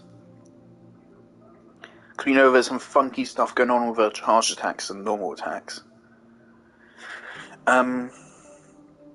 She has potentially the best healing in the game, potentially the best damage boost in the game, as well as potentially a really good sub-DPS Hydra application. She's going to be so fucking good. So fucking crazy. She will fit into every team role, and she will be some of the best in slot. For some of them. It's crazy. Like, Farina might just replace Kazuha, which is crazy, but she might. Again, it seems like her damage boost is going to be better than Kazuha's with nowhere near as much investment. Kazuha, you need 1,000 elemental mastery and shit like that. With Farina, she has it in her base kit, just in her base talent. All you need to do is just heal your teammates, whilst her burst is active. I guess that's one thing about Kazuha. Yeah, Kazuha gets rid of his skill as well. Whereas Farina's going to need her burst, I guess. If I remember correctly, he has a really good uptime though. I'm pretty sure the buff has a 20-second, her burst has a 20 seconds duration, which is a lot. So yeah, Farina's going to be crazy good. Unfortunately, I don't think she's going to combo very well with Neuvillette. Because Neuvillette does not like double Hydro. Because then you're losing value on his passive. But of course, again, you are gaining health. So it's not a massive loss, but it is a loss.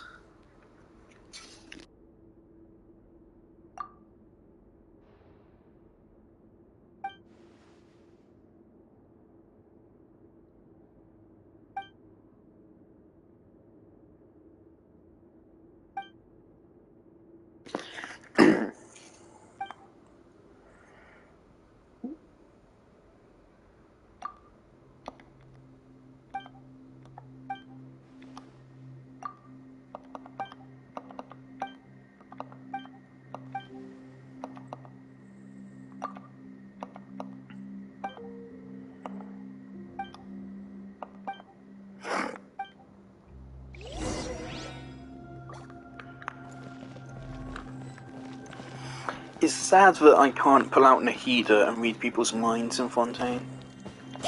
I loved doing that in Sumeru quests.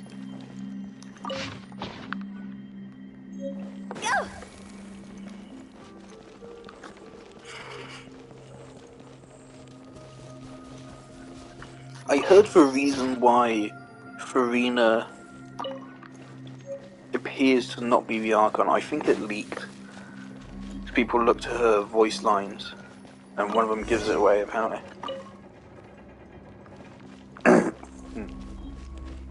I don't remember using that.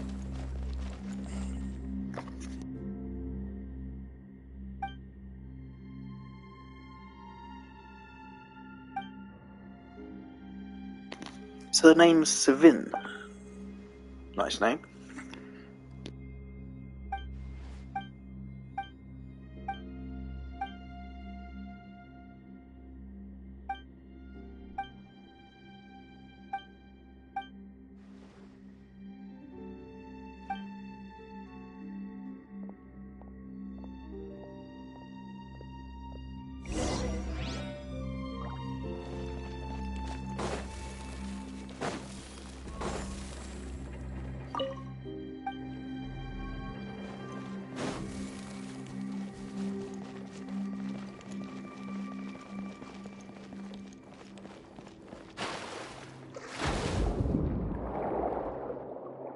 I've started doing 3D modelling work at uni, so I can now appreciate the amount of fucking blood, sweat and tears that goes into this shit.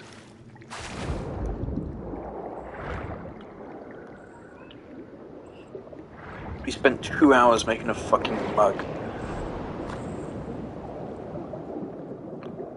But hopefully, of course, I'll improve.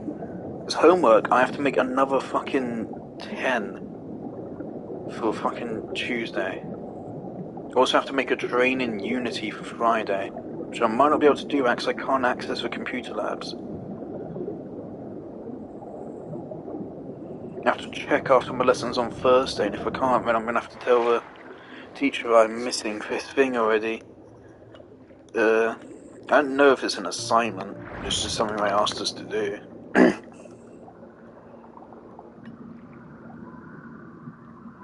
I mean, it will be my fault if I don't have the tech at home to do it, and can't access the labs, so not my fault. Has this always been here?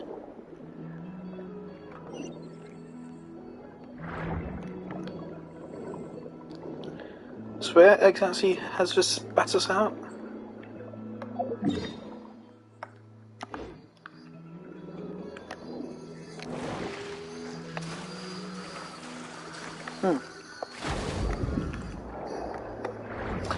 Yeah. I believe these all things are gonna go on this, but...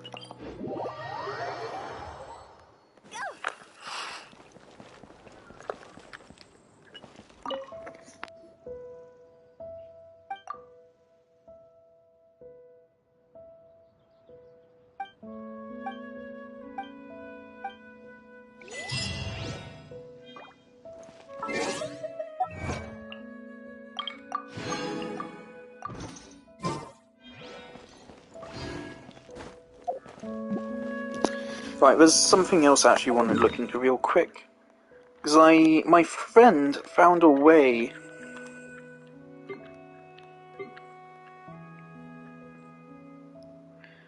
I think it's...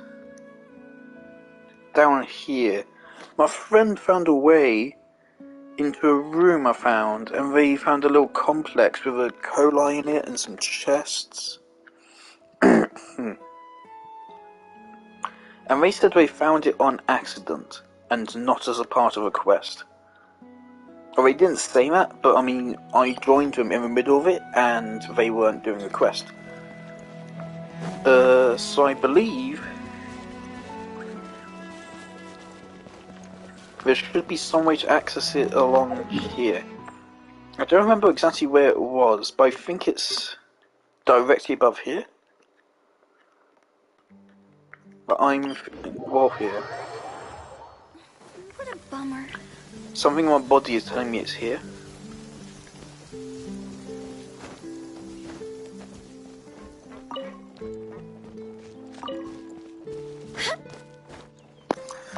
I'm now thinking about what region resources Farina going to use.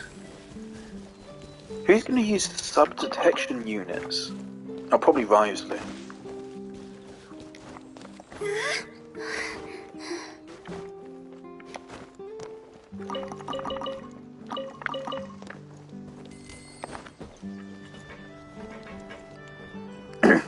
Because the thing is, the only reason I would not call for Farina would be just because she's getting a rerun later anyway.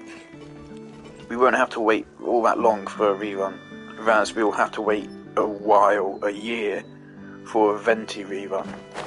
So having to pick between the two, Farina's a more valuable character, but Venti is going to be much rarer.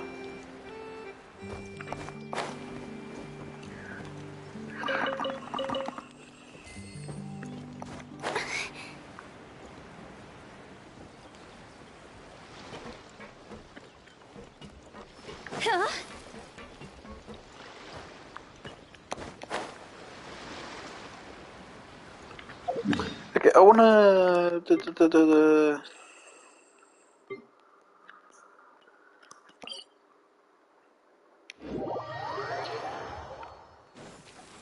I wanna check this out.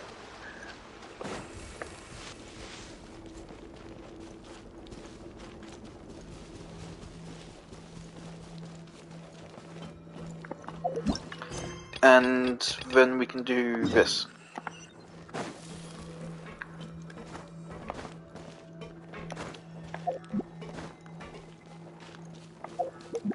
We had 7 wishes left 4. We are now still at 7. But I think we've earned like 100 primos.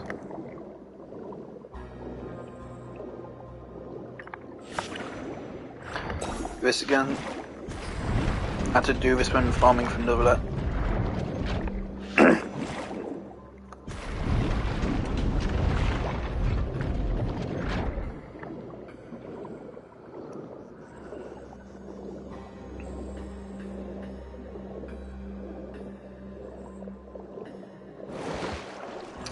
So I believe my friend was in the area which these doors lead to. So I'm gonna mark it on the map here as a place of interest. It's just to me, oh, right, okay, so I think I placed that whilst I was playing with my friend, okay. So that's where it actually is. So yeah, it's directly under here.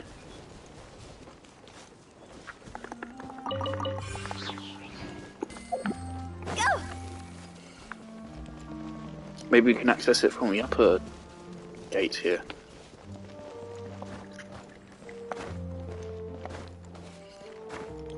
Something I really like about Hu Tao's dash here, I remember when I first played her in a trial, I don't remember if I streamed it or not, I think I did?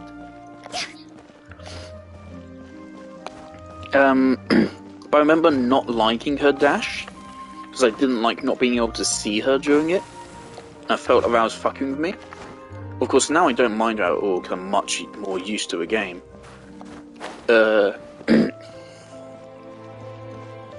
Never mind.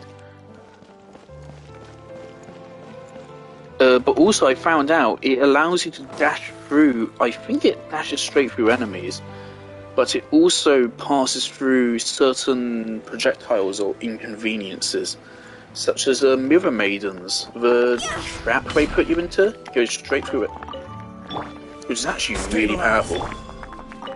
Because otherwise those Mirror Maidens would be quite a threat, and they would completely fuck up your damage cycle. But Hu Tao can just ignore them.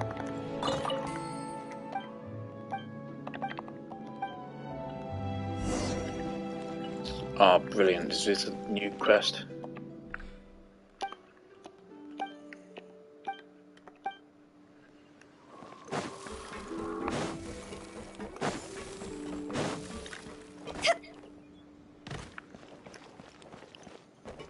If my friend says they accessed this on accident, then they were lying, because this is part of the quest.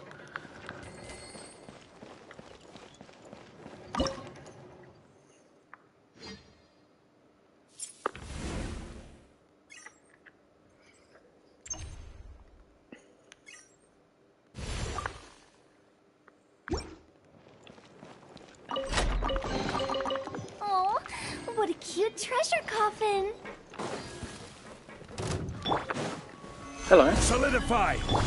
Let me weave You're you a gonna die verse. today. Rain outlines your Be a killjoy! You've only just begun! Now look, right here, I don't even need to use Yalan. Yalan is in my fucking team, and I'm not using her, because it just wouldn't be worth my time. That's how fucking powerful Hu Tao is.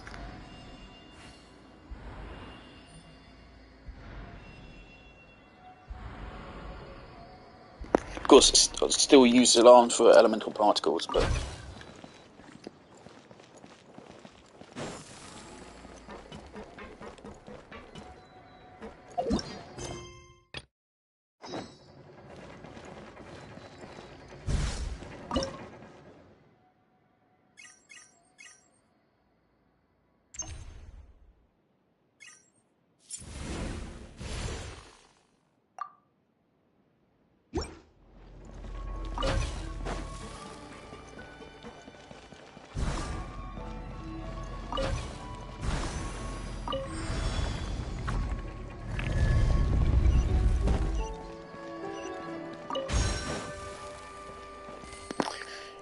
Well, from where I thought that was going to open up into the underground area, but nope.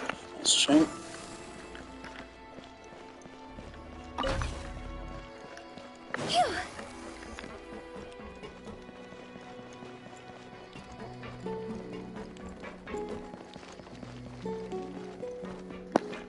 to me, a thing which is just a little bit of a shame about Hu Tao is her other constellations. Honestly, Constellation 1 is her best constellation. I'd say her second best is this. Her first two constellations are the best two. I mean, don't get me wrong, this is good, and this is good, these are both good. But... well actually, I mean, this is going to be pretty solid. This would give you... I mean, of course, it depends how much HP you have, but I think this would give you an extra 300 attack. Ish. I think each level you add onto her skill gives you about another 100 attack, give or take how much HP you exactly have. But most Hu Taos probably have about the amount of HP which I have, because my Hu Tao is what we call a well-built Hu Tao, disregarding the artifact set. The artifacts themselves are pretty good. It's the set which is bad. And even it's not a bad set, it's just not optimal. I think saying Gladiators is bad on her is ridiculous, because it's not. It's fucking not, mate. I'm still doing fucking bonkers damage. But obviously this is a DPS increase. This is a DPS increase. This is a DPS increase. This is fucking useless. This is a DPS and healing increase. Well, no. This is what Hu Tao's passive should have been. Though it should also buff Hu Tao herself. I don't... Come on. She's already this powerful. Just go all the way. Just go all the way with it. Say fuck it. Just give herself an extra 24% crit rate. Just do it. This is a 4th constellation, man.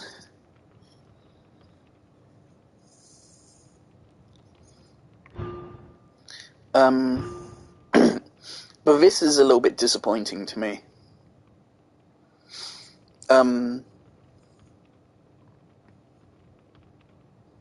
Basically, this makes her immortal for 10 seconds, which is nice, and it increases her crit rate by 100%, which sounds crazy, but it's not, because you should already have her built for around 70% crit rate.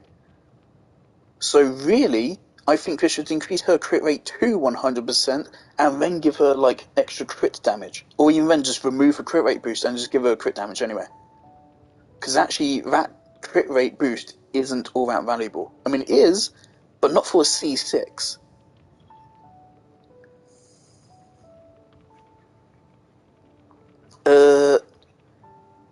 If you... Like, Koki Shinobu's Constellation 6 is better than this, in comparison. Especially since, again, you should be running a shield on her, so the main bonus you get out of this is the crit rate. Not the resistances and everything, the crit rate is the most valuable thing you get from this. So this is honestly her worst constellation. It does give you an extra self-res, I guess, which is nice. But Hu Tao does not die often. She really doesn't. And in situations where she will die, this isn't going to help you.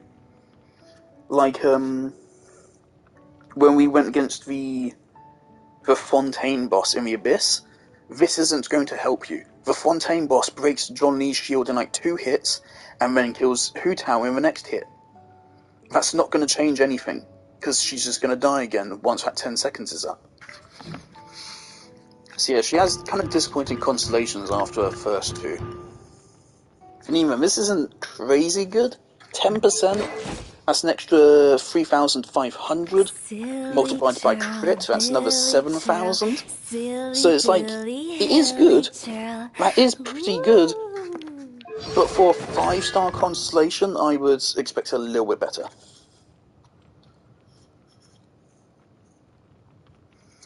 And the Spirit Soother applying it is kind of completely redundant, because again, if you're using Hu Tao optimally, you will be applying Blood Blossom the moment before you hit them with Spirit Soother anyway. So, yeah, that is also basically redundant. Really, this is going to help you mostly in exploration rather than actual proper combat.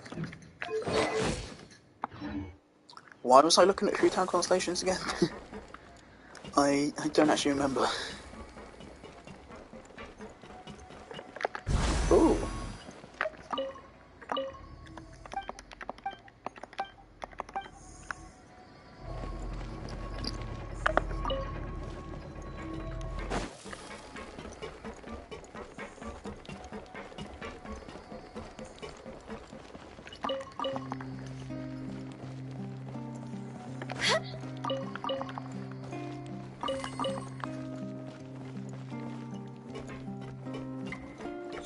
The thing is, though, I do realise, I think if I did have Shimon Hours, I would be able to have gotten full stars on floor 11 of the Abyss. Because, of course, we missed stars because of a Hydro Phantasm with an absurd amount of health. If I had Shimon Hours, we would have dealt more damage, possibly enough to have killed him fast enough. Of course, for that level, I think you don't want Hu Tao. Or at least you don't want this Hu Tao setup. Obviously, Hu Tao can vaporize one on every single hit. But then for that level specifically, you probably also just want to just bring a full fucking Pyro team. Bring yeah, bring Toma and bring Zhang Ling. If we bury it, And then maybe also it'll just spring bring back to John Lee life. in the last slot, just to help. Don't bring Bennett, because healing is bad.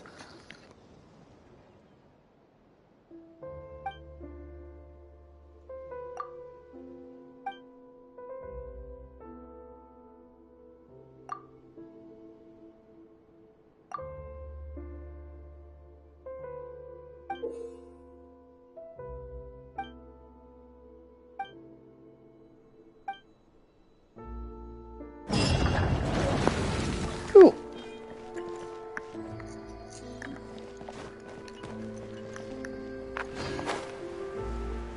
I was hoping this would lead me to the underground area, but it seems not.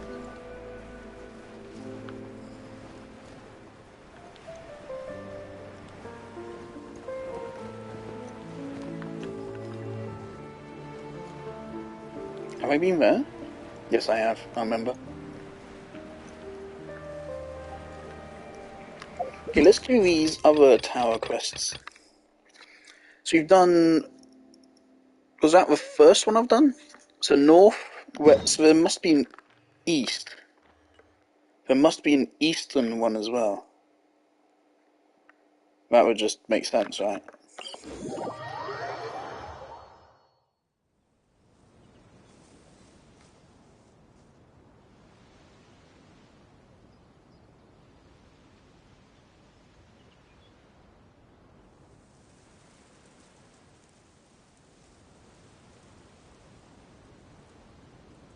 Silly churl, Right, I'm putting the... churl, silly Billy Hilly I'm putting churl. Bricky's playthrough back on.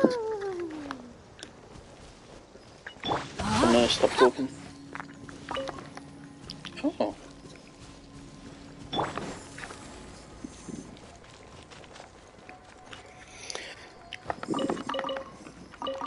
I really do love this game.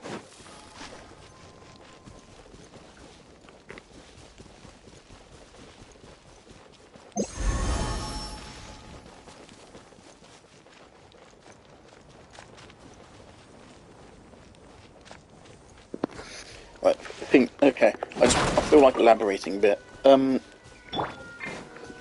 I, of course, thought I would have big problems with Genshin being captured, of course. Rain cutter. Rain outlines And I haven't. To me, the game has earned my goodwill.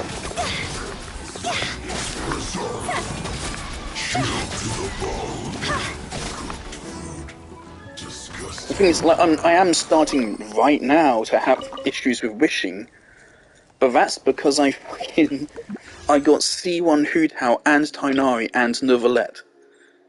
And on the previous banner, I got fucking John Lee and Tartaglia and Mona.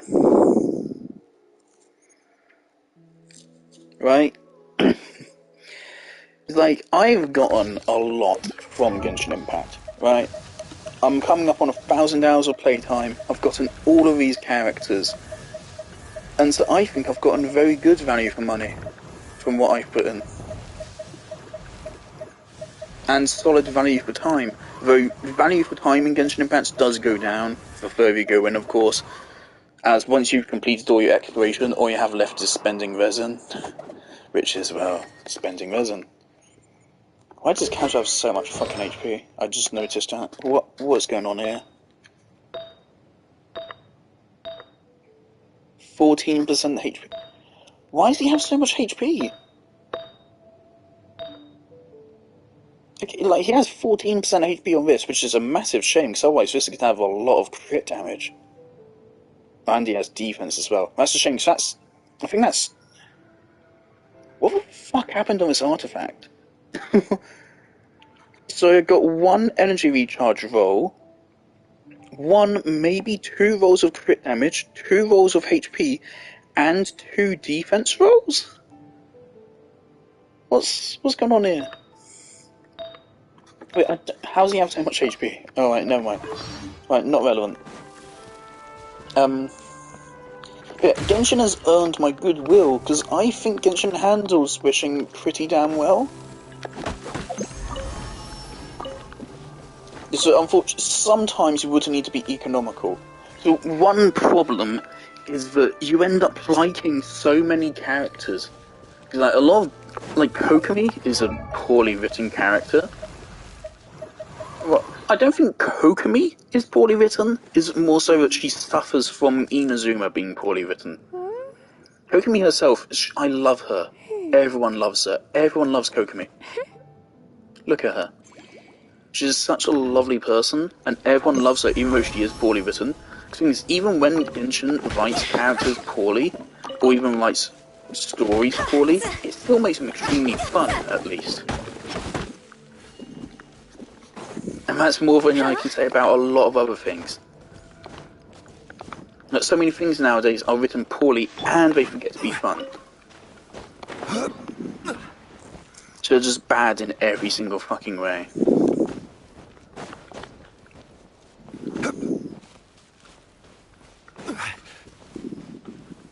Should I have read that note back there?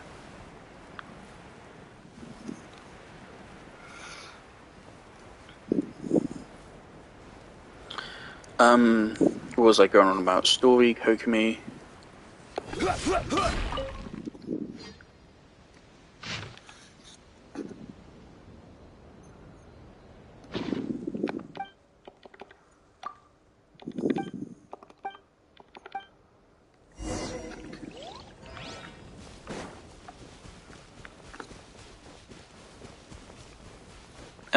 But yeah, so Genshin makes so many characters likable, and so the problem is, it isn't that the game doesn't give you enough value for wishing for free.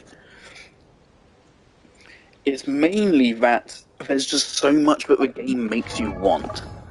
Like in other gacha games that I've played, this wine taste? You don't miss. Fuck's sake. You don't miss. Like, oh, I missed this character banner, fuck's sake. You're not really that upset. Because you don't care about the character, and they're probably just they're a powerful character, sure, but then the next character will also be super powerful, because these games fucking love power creep. And they don't give a fuck, because they know people get addicted to gambling and give them money regardless of power creep. Well, Genshin doesn't do that. There is some power creep in Genshin, like a little bit. It's kind of, if anything, the inverse. Of course, 4 stars have been known as getting worse as the game goes on.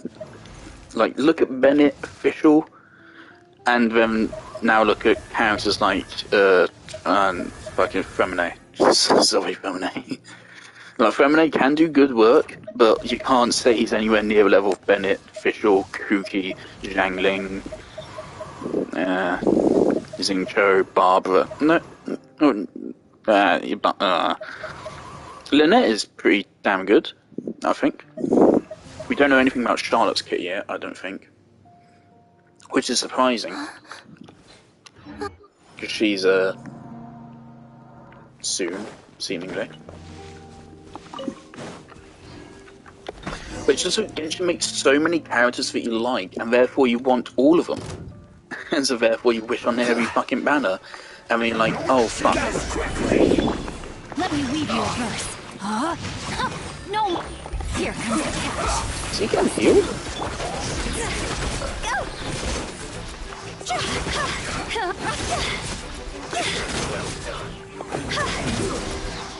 I pressed the burst button there, but I'm glad it didn't go through.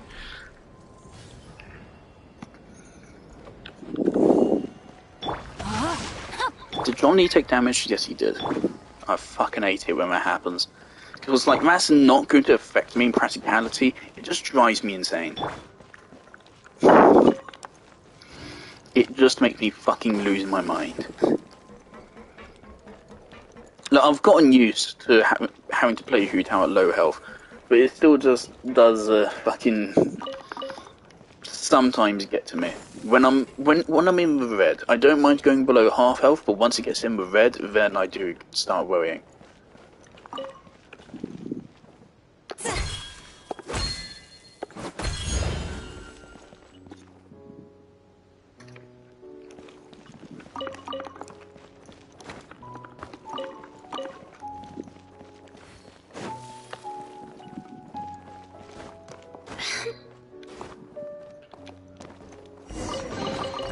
If we bury it, maybe it will spring back to life.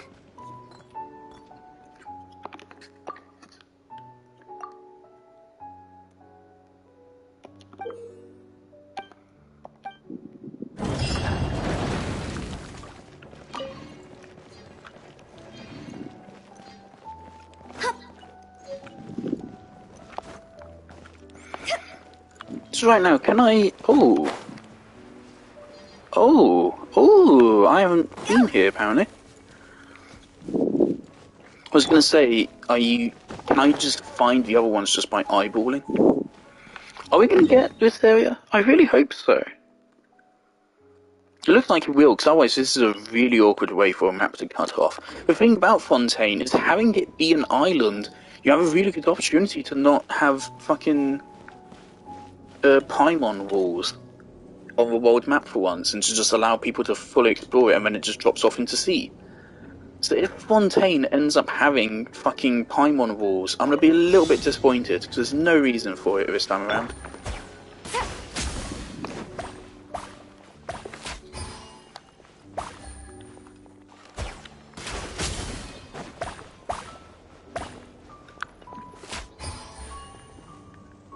Well, this is fine.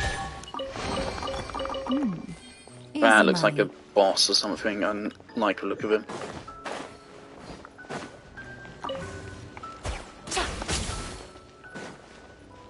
Well, good thing I missed.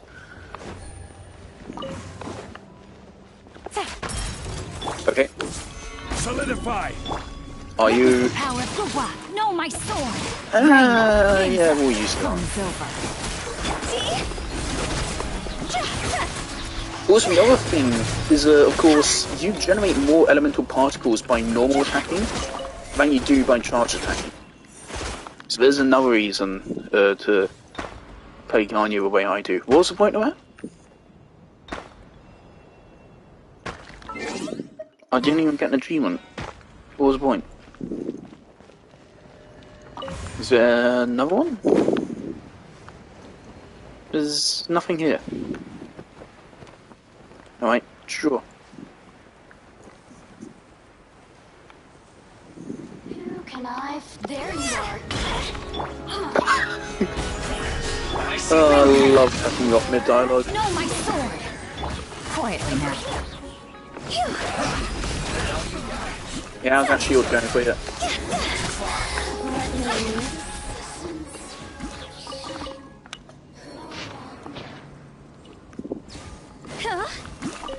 Of course, always inspect everything you find out in the world. Jackpot. because chances are you'll get an achievement for it eventually. Hayden. Gather. No, my sword. Gotcha.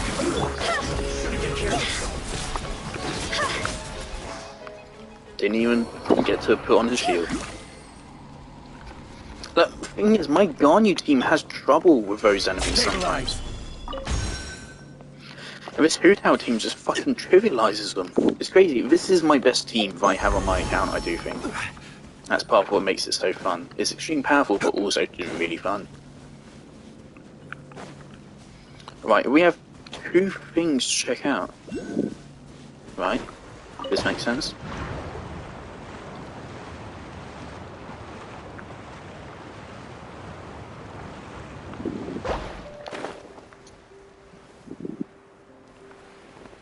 But I mean, it very much seems like to me that they do intend to add islands further to the left here. Because I mean, we can see a bunch of them. The thing is, Fontaine is literally like a raised island with more islands on top of it. It's literally a massive fountain. That's part of the point of its name, I think. It's a massive water fountain with islands on it. So yeah, there's no reason to have Paimon barriers by the time it's finished, and I really hope they do realise that. Have I been there?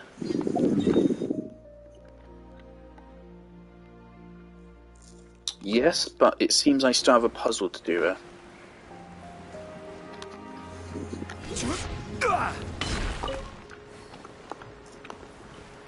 Okay.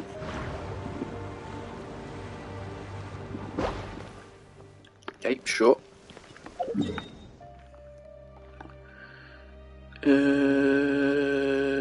Yeah. I said I was going to stop talking and put on Bricky, but I like talking.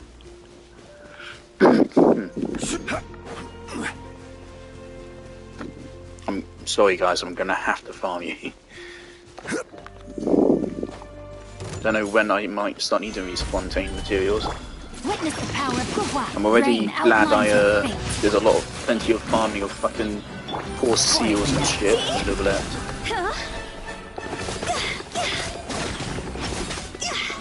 See right there, just do normal attacks. Because that way everyone gets more elemental particles. And I don't have to worry about stamina. I wish there was a constellation that would reduce the Xingqiu's cooldown. Oh, there was a constellation earlier. Tainari's C6 is fucking crazy. That is insane. Decrease the charge time by 0.9 seconds. I'm pretty sure Tainari's charge time is 3 seconds? This decreases the charge time by 2.4 seconds. Which basically makes it instant. Right? So I believe his charge time is 2.4 to 3 seconds, somewhere in that benchmark. So I'm not quite sure when the game actually starts charging the shot. In the animation.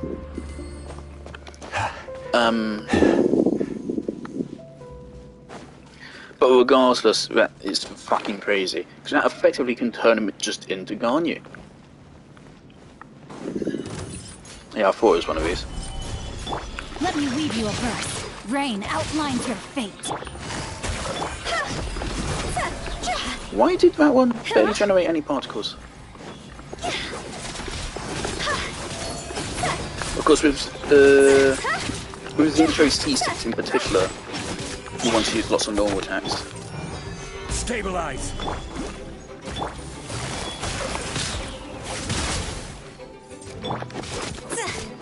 Strike, thank you.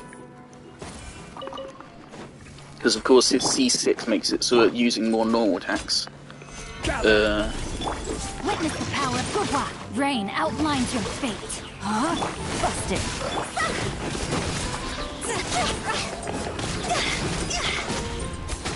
Using more normal attacks will increase the damage. But the more rain swords you summon, what am I saying? Every third rain sword will deal increased damage and restore energy. we need to find a fucking battery. I'm pretty sure I remember finding one, but not knowing how to do the actual fucking puzzle, because I'm an idiot, and didn't realise you need to punch them, like in a story quest.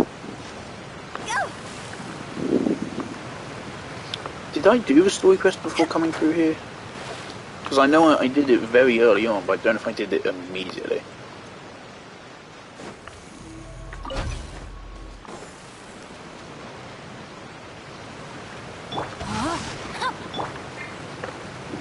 See, this is the thing, Xingqiu's healing obviously is not great for like the Abyss or anything. But of course having chip healing is good because it saves you potentially from having to use her burst every cycle. But it's pretty good in exploration.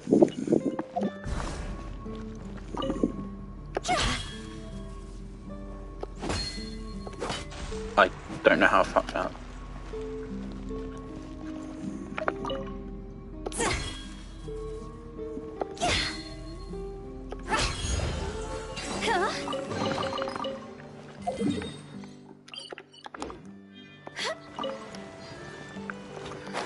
Okay, I'm gonna check over here.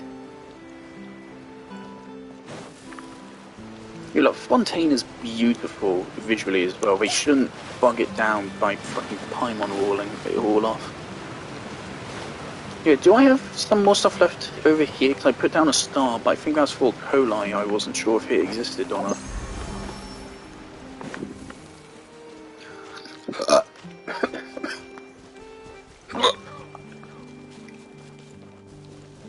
That was something. Not fighting you. Another rude lout. Solidify. Let me weave you a verse. Rain outlines your fate. Oh, things are about to get dicey. Quiet. Could I scare you? Look at that damage. Higher is on fire. Oh! Oh my god, that was even more than the last one.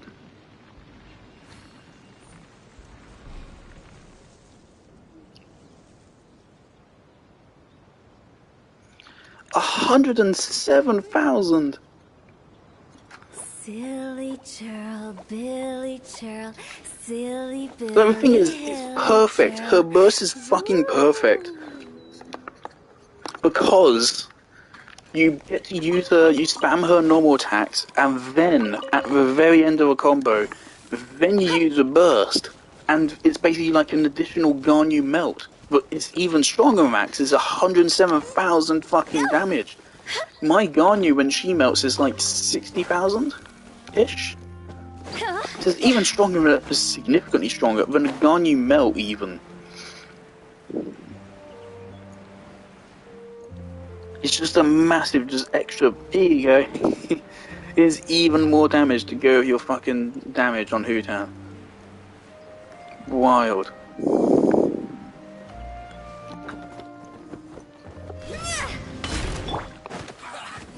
Stabilize. Witness the power of Gawa. Rain outlines your fate. Here comes the catch. Right. Busted. You're dead. You're dead. You're next. Are you scared? You should be. Well, yeah, that's just... She didn't die. Solidify. Rain cutter. Rain What outlines the your fate. fuck? No more. Quietly now. You can't ignore my attacks like that. You bitch. Fucking hell. I even used my burst on her. I missed her healing. Stabilize. Rain outlines your... That was rude. I said she was about to die and she didn't. Right, yeah, I don't think there's anything here.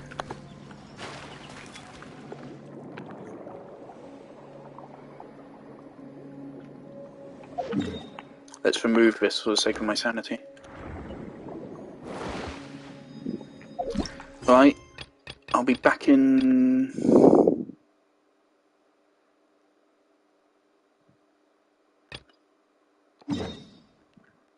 Just a moment.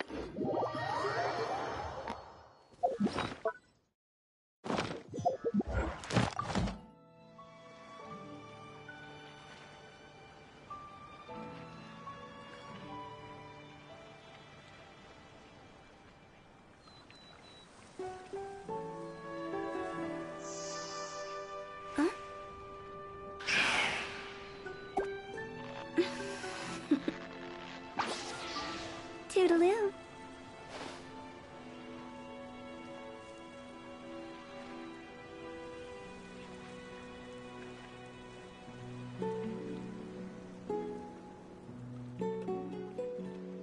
Wanna come over for tea?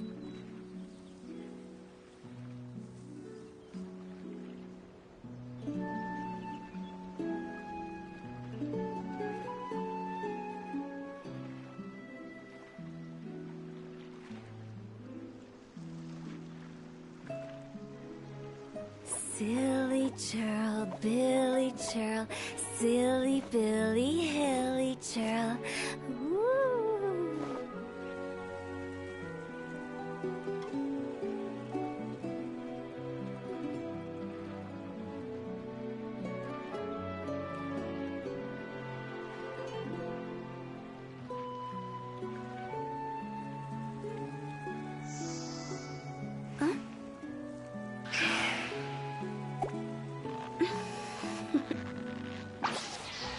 Toodaloo.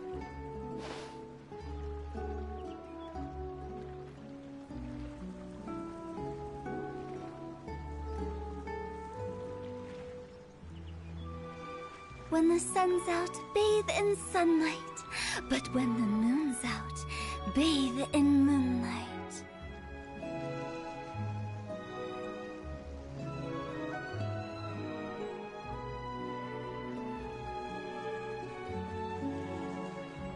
Silly churl, Billy churl, silly Billy, hilly churl. Ooh.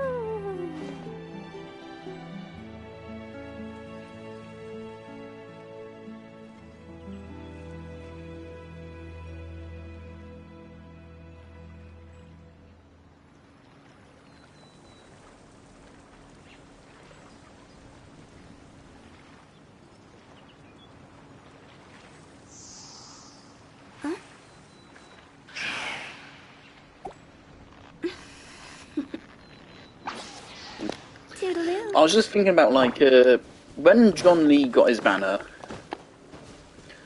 a lot of people said don't wish on it.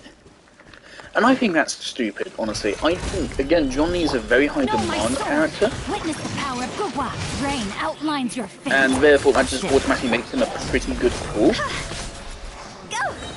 But John Lee is especially good for new players. He's a fan favourite character, everyone loves him. It's going to be a year until he gets another rerun. But also, he's a very good character to have, because not only is he really good for defense, people say, oh yeah, well, if you're decent at dodging, then you don't need him. No, because John Lee is also a really good buffer. He can take full advantage of Tenacity of a Millilith, it's designed for him, and he has his Res Shred, which is pretty damn useful as well. And of course his shield, people act like his shield just reduces your damage. It doesn't just reduce your damage, it also gives you interruption resistance, which significantly improves your DPS. So that's the thing, John Lee does not just give you a shield, he gives you an incredibly fucking powerful shield, which is useful to you no matter how good you are at dodging, because when you don't have to dodge as often, that also means you can use more sprints to animation cancel and improve your DPS. And having a shield means you never have to waste time dodging or getting hit, stunned by getting hit, which means more DPS. Also, John Lee shreds enemy res, boosting DPS. Also, Tenacity of a Millilith will buff your team's attack, more DPS. To me, if you don't have Kazuha, who is currently the next best buffer in the game, except for Bennett, but of course to me Bennett gets a lot of his value after you... Well, first of all, you want C1 on him, but also you want a 5-star weapon. Until you have a 5-star weapon and or Bennett's C1, I would say John Lee and Kazuha are better buffers. And Farina as well, based on what we know about her. As far as we know, Farina, with her burst being just talent level 1, we know that she will get up to a 96% damage bonus for the entire party. Which is crazy good. Crazy good. It would also be the longest buff duration in the game as well.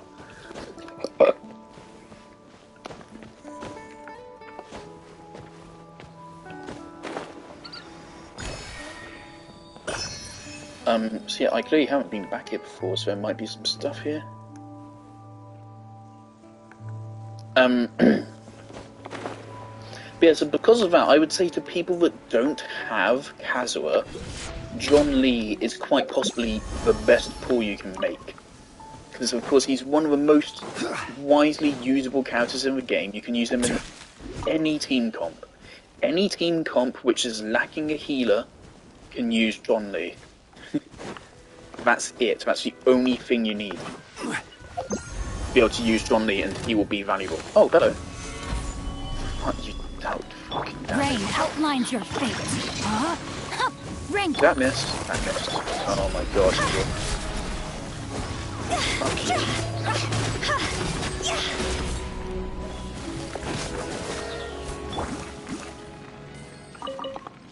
I don't think that's quite got his burst back. I missed it.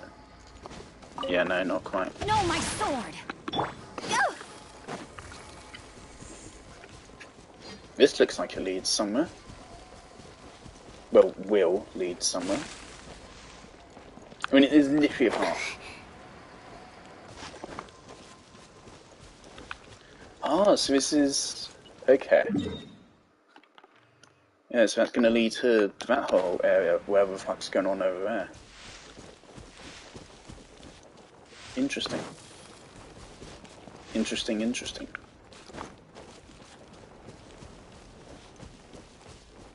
They actually showed Neuvillette being in a new area, actually, which we didn't get. In one of his, I think his counter demo. In a new area, it seems like it'll be over here.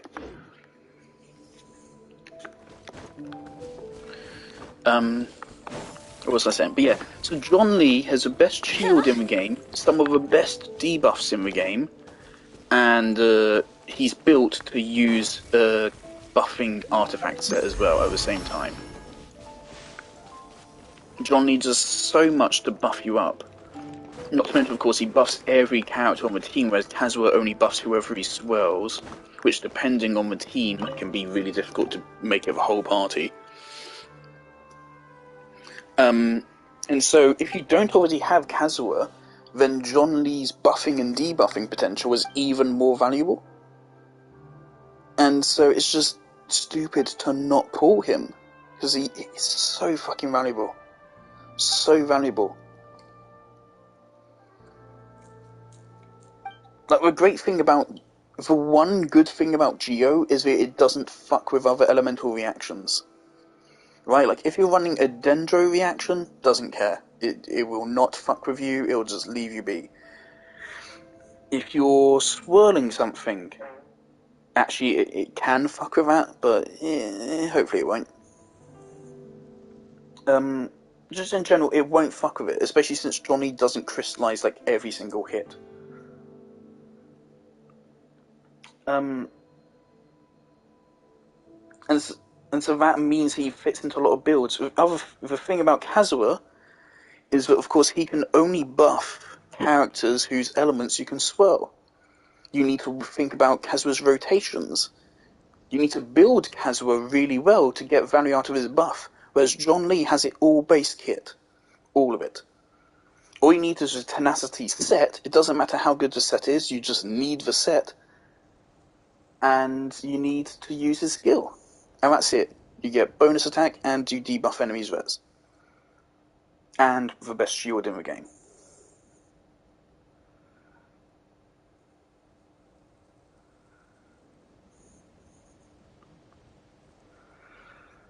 It's fucking crazy to me that people say that John Lee isn't the best pull in the game anymore. Because, like, on John Lee's last banner, people were saying that he's, like, one of the best pulls in the game. But now, when nothing has changed, people are saying, nah, don't do it. The thing about Farina is that, yeah, she's going to be fucking powerful, but she is a Hydro character. So you're going to want to put her into a team when you have a Hydro slot available. John Lee, you can put him into any team in the game. Farina, it's going to need to be a Hydro team, because otherwise you're going to be fucking with reactions. And that makes her slightly more niche.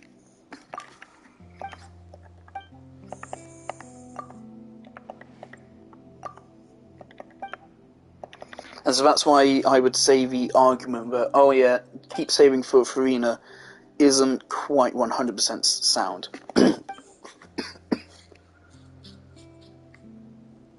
Especially since you had this entire patch with loads of free summons to save for Farina. Again, in this patch you should get 100 summons, I'm pretty sure, like most patches. And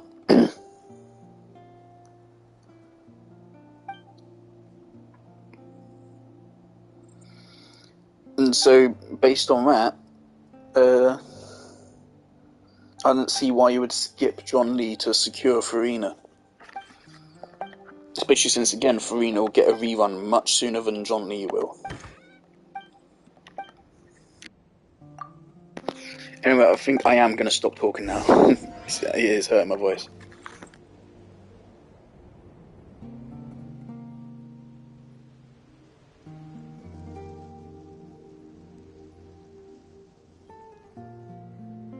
Silly churl, Billy churl, silly Billy, hilly churl.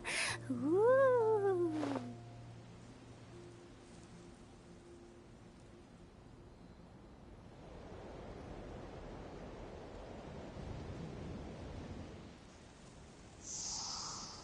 Huh?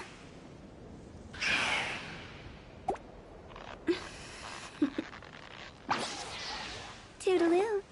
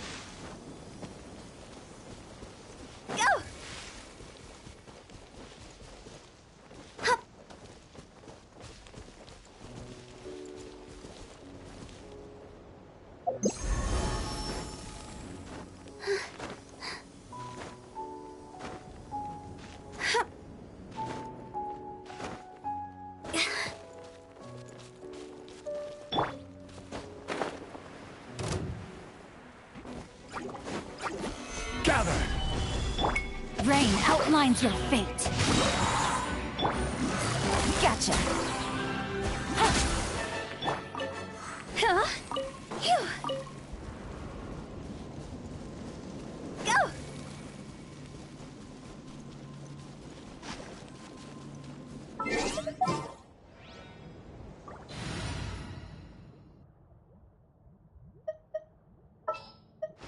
Time to broaden.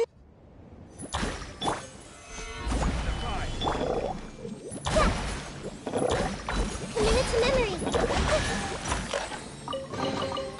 Find anything you like?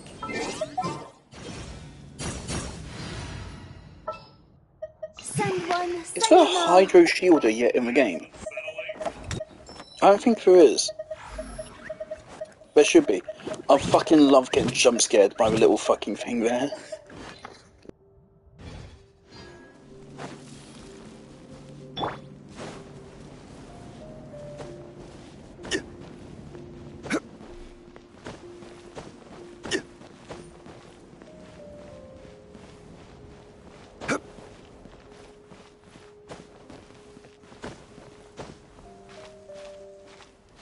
How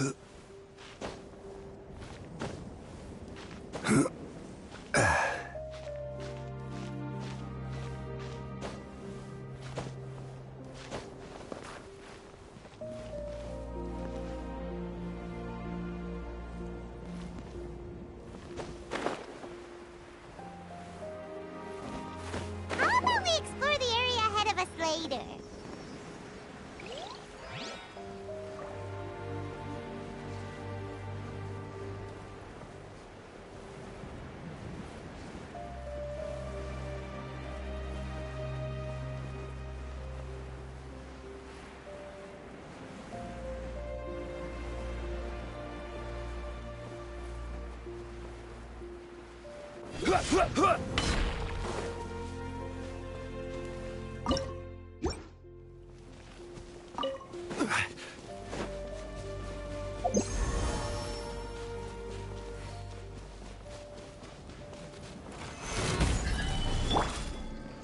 Witness the power of Gugwa! Know my sword! Huh?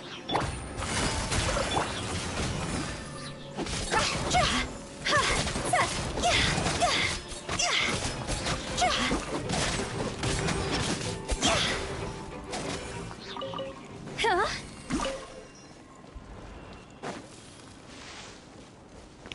Like right there, John Lee is buffing both Hu Tao's basic attack and Xing Chou's rain swords because of his attack buff. And because of his res shred buffing them both as well.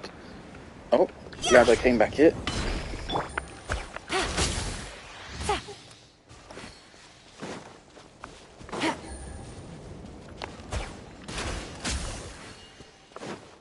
Take it easy.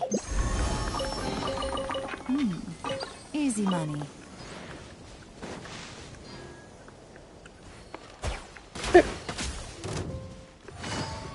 Alright, let's go back. I was just curious about what was up here.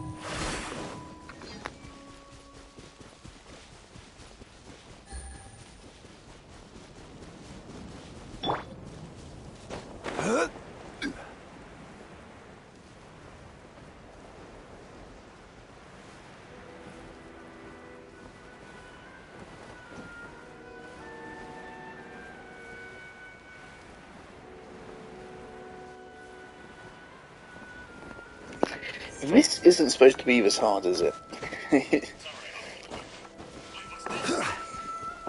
This is making me feel dumb.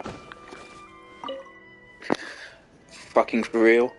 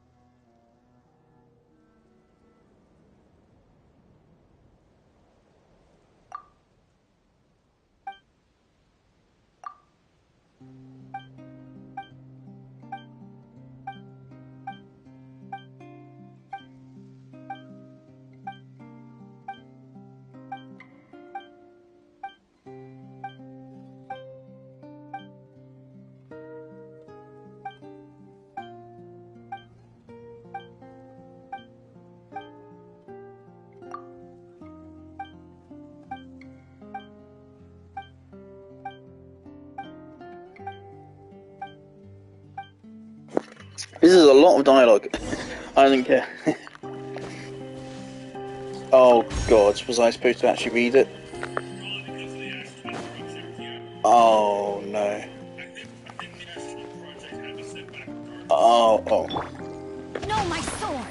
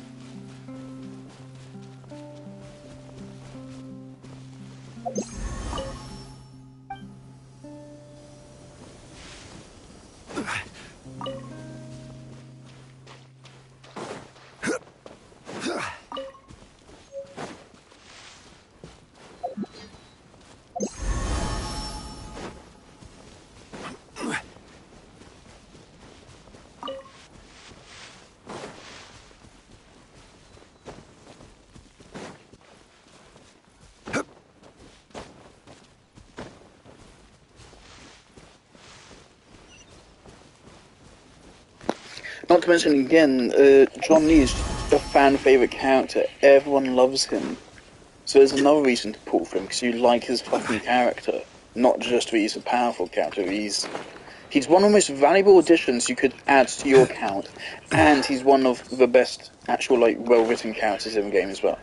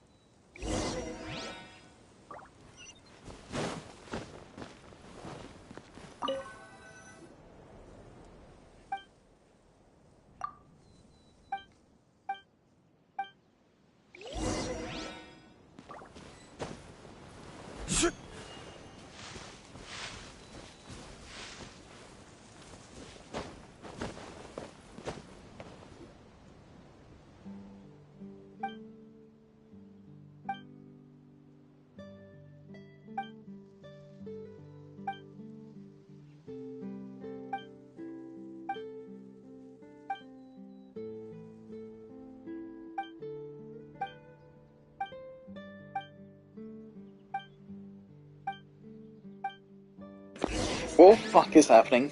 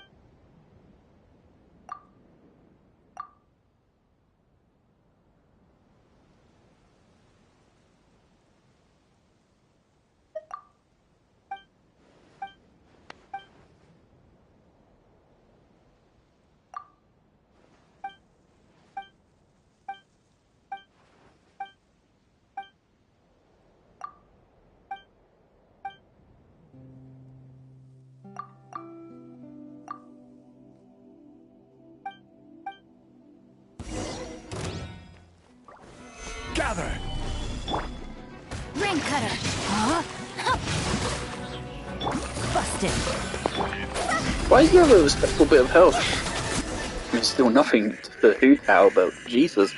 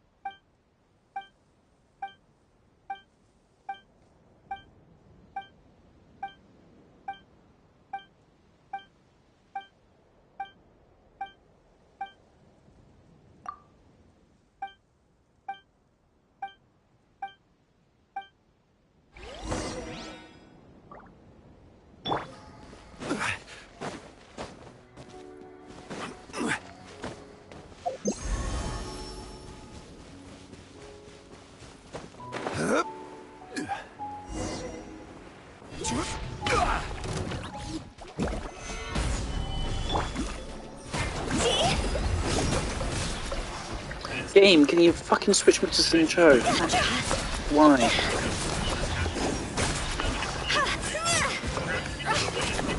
Alright, well, might as well switch now. Rain outlines your fate.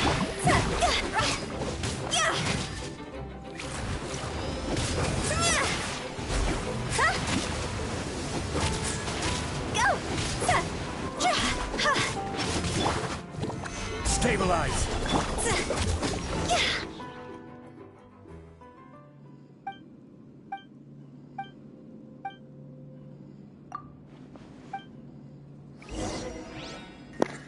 Also, of course, with Johnny, you can you can fuck with cutscenes, which is very fun.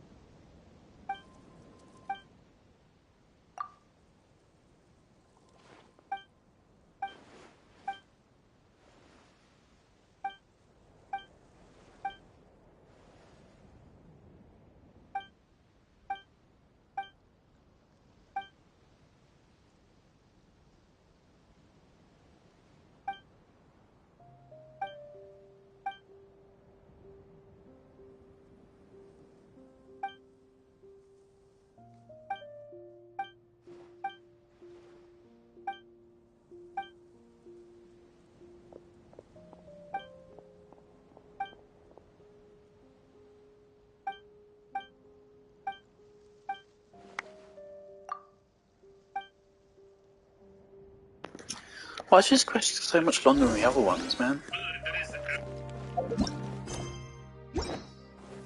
For less rewards as well, I think it gives less primos. Is this blueprint even going to do anything?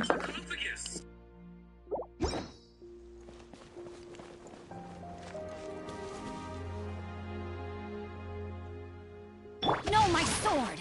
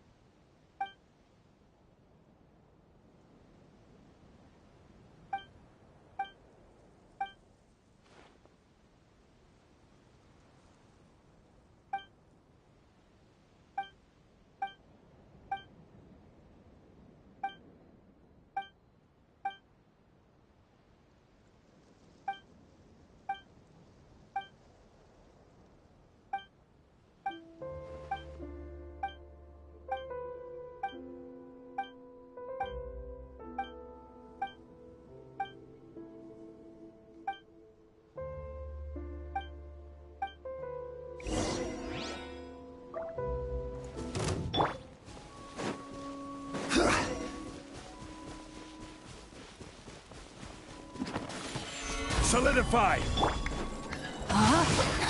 No, my sword!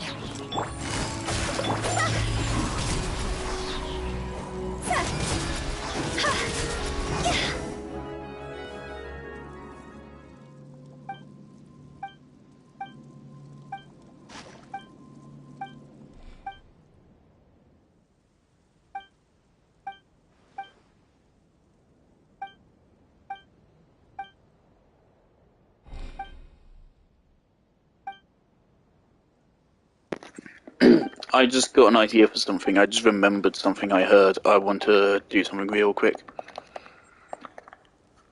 I really got to do this. It's something really cool I heard about.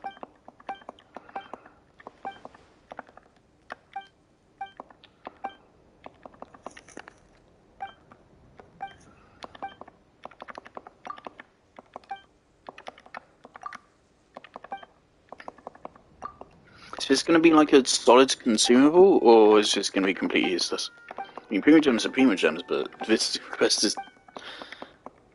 It feels very long. I know this has probably been like maybe 20 minutes, but it feels like a fucking hour.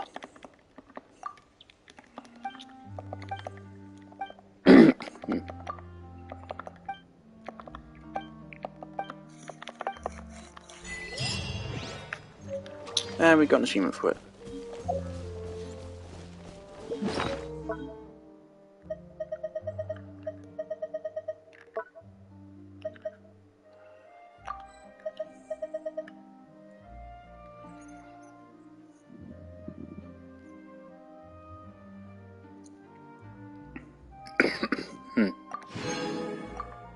Okay.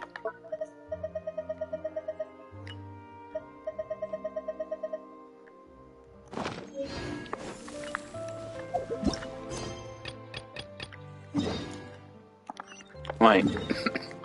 Before that, would this be a crafting station or a cooking thing? Since it seems to be a drink, I would go with crafting station.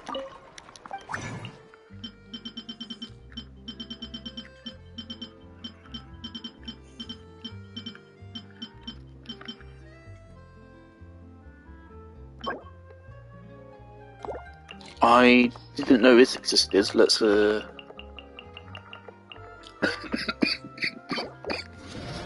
craft more than I'll ever need. Also didn't know about this. Let's yep. How am I doing? 1,000 already? I have a lot of clockwork stuff, okay.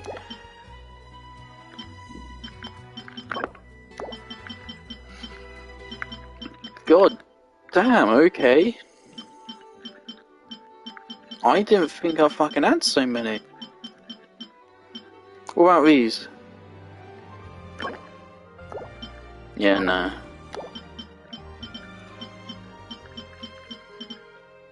Here we go.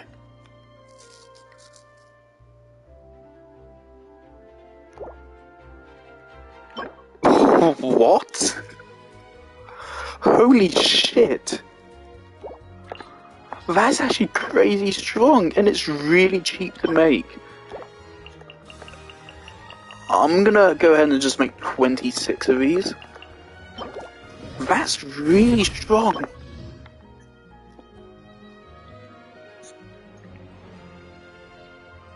Oh, but okay, so it increases your attack and crit rate, but then it also makes you take more damage. That's really cool. Okay, I mean, I'll never use it, but I have it. Right. Lure.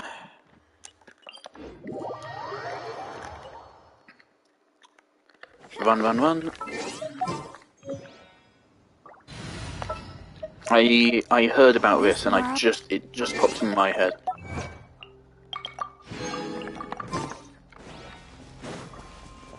I just remembered this is a thing which can be done, apparently. It better be true, because if it isn't, I'm going to be really disappointed. But we need some enemies.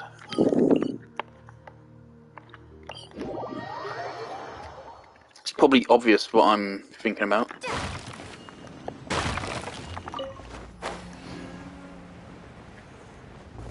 Oh, it's... Okay, real quick, let's steal this guy.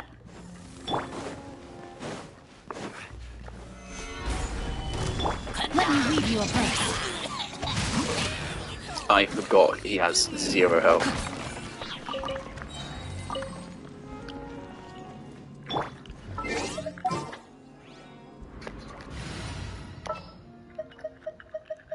Alright, Geo Traveler.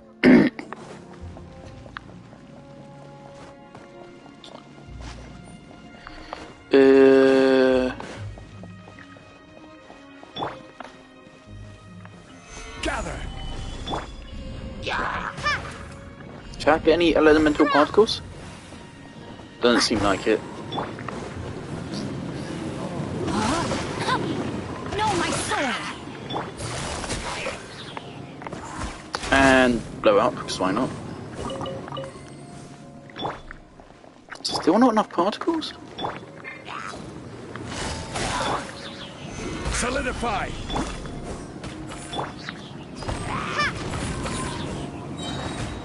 There we go.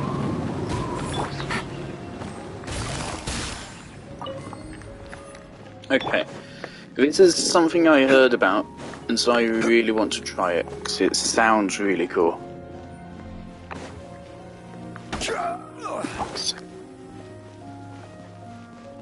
I fucking love the music here, man. Boop.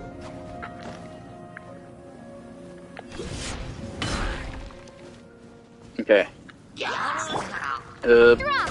Pop down Traveler's Rock. Stabilize! Okay,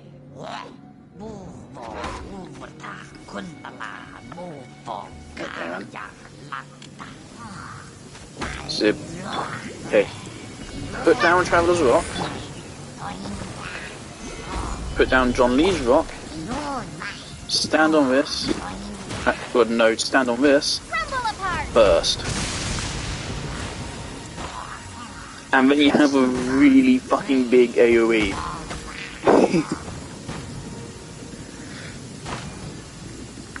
Is this useful? No. Is it cool? Yes.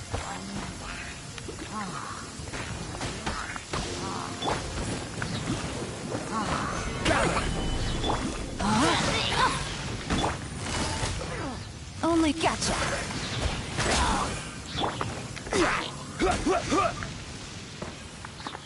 I do kind of wish John Lee was a DPS character, just because of how cool his charge attack animation is, and it's unique.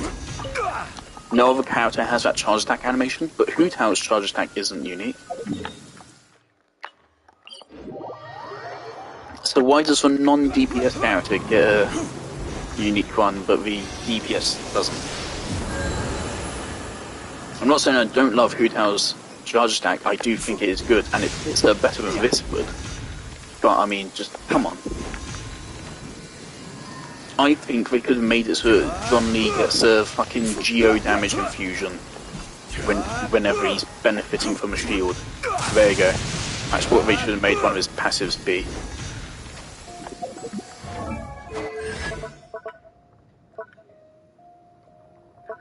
Yeah, they should make this part of a base kit and then replace it and make it so that when he has a shield, whether it's from crystallized or from his skill, it gives him a geo damage infusion, and then that benefits from geo damage percent you have on him. Maybe. Anyway, that was it. Oh, let me switch from back to Dendro.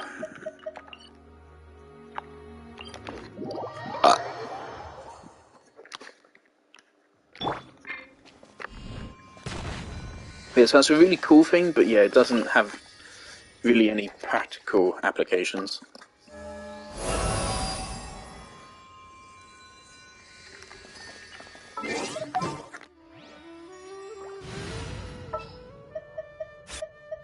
Send one.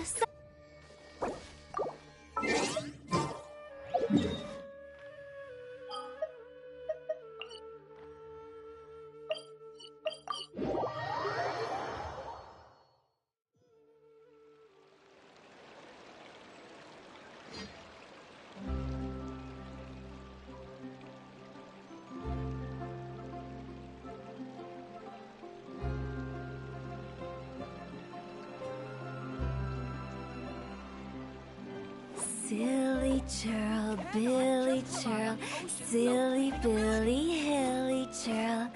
Ooh.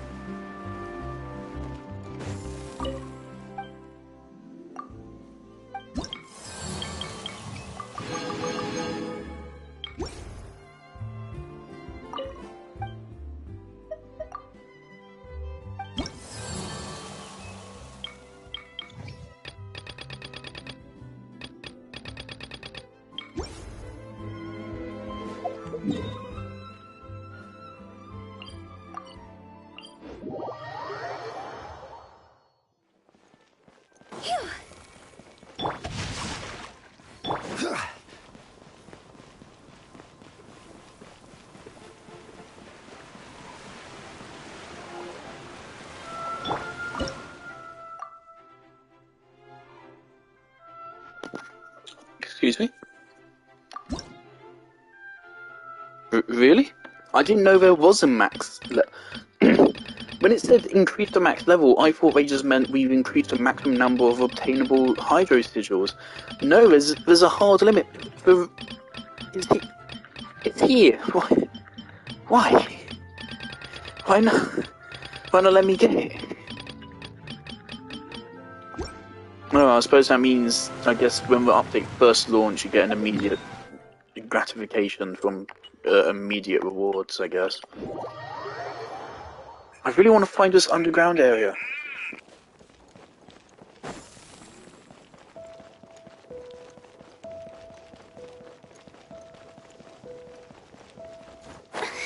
This is my friend fucking accidentally stumbled upon it. No way.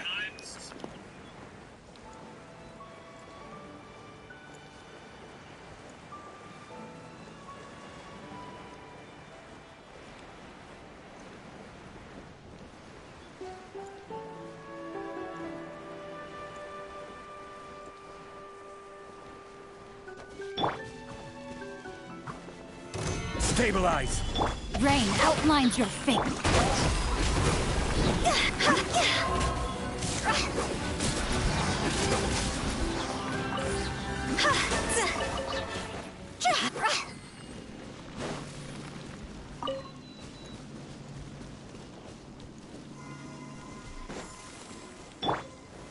Gather! This looks like there's a secret here if you burn all these flowers.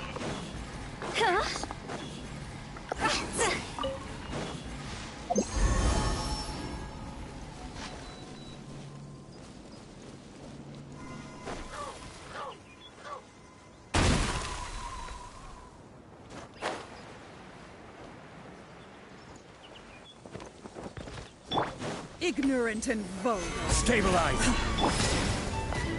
Ring cutter, no, my sword. Things are about to get dicey. How inconsiderate.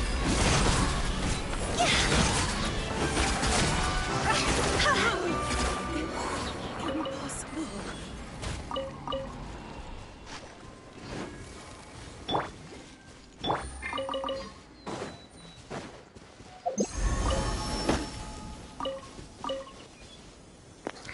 The fantastic and satisfying thing about this team is the rotations are pretty generous, because of course, if Yelan doesn't have the energy, Xingqiu's fucking 2 skills will make her get the energy.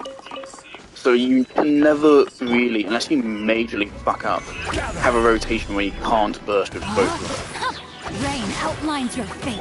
Busted.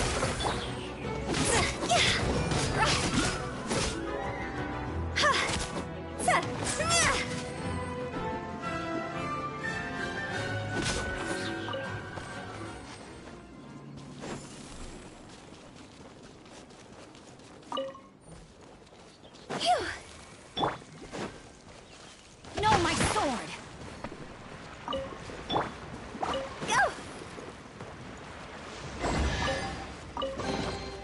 If we bury it, maybe it'll spring back to life.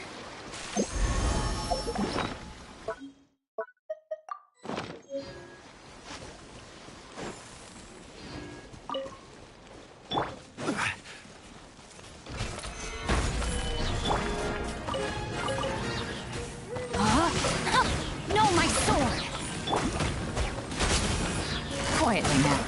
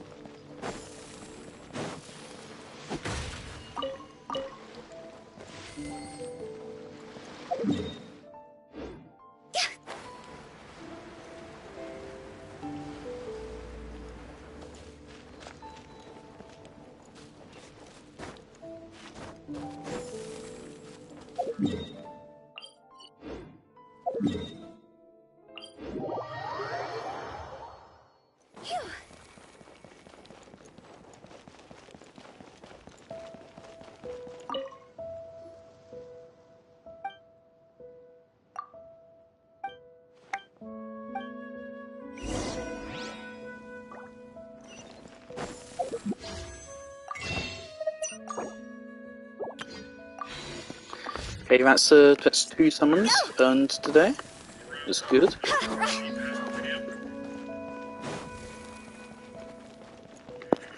There's a new event in just 2 days, right? That's good.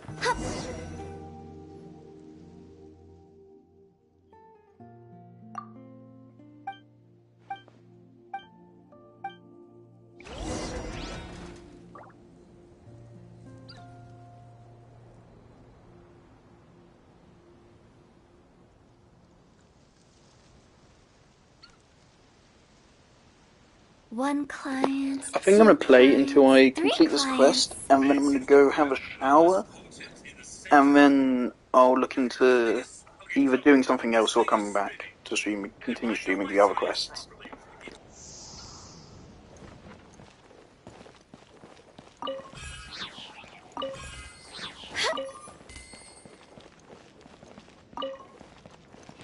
There's no way this is a natural luxurious chest. Oh, what a cute It treasure is. coffin. Well, thanks, game.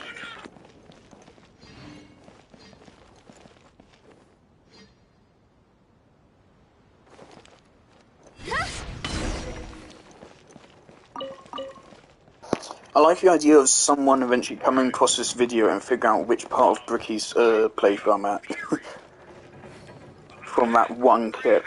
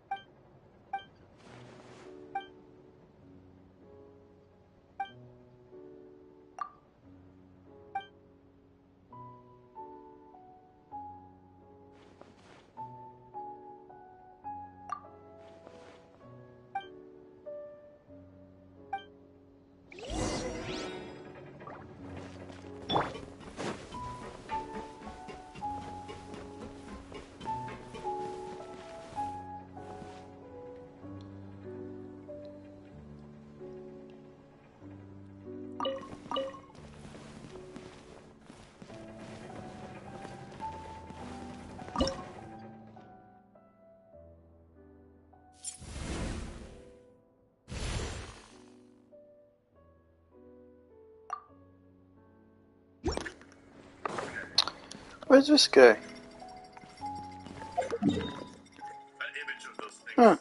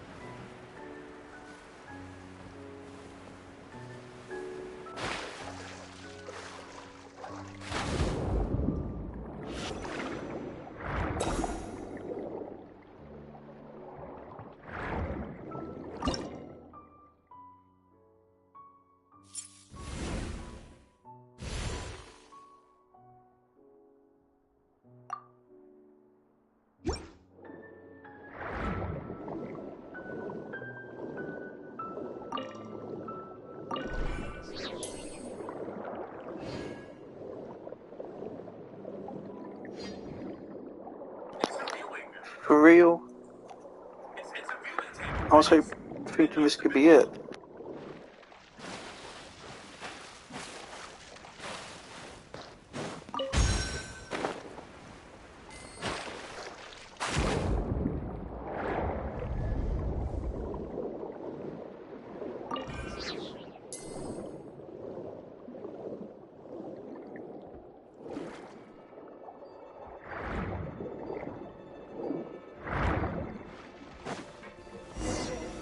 Solidify!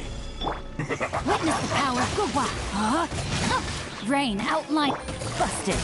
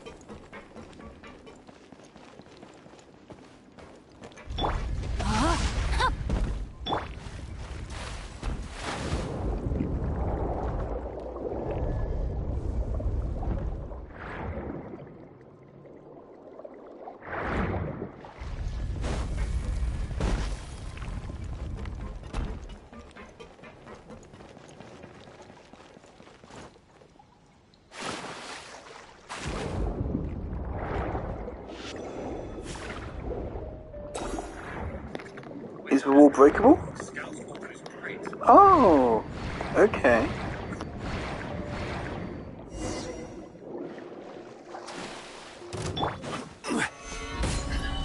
Ring cutter! No, my sword! Let's move!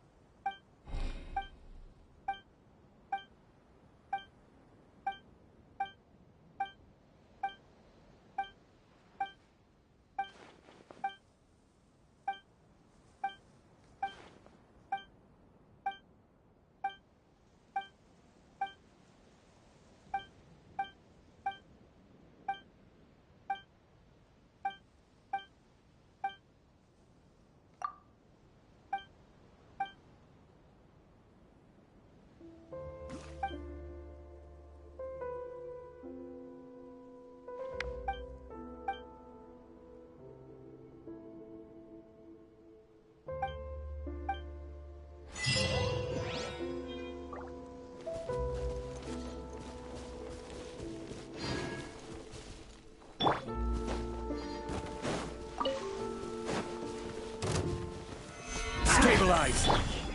Witness the power of Gugwa!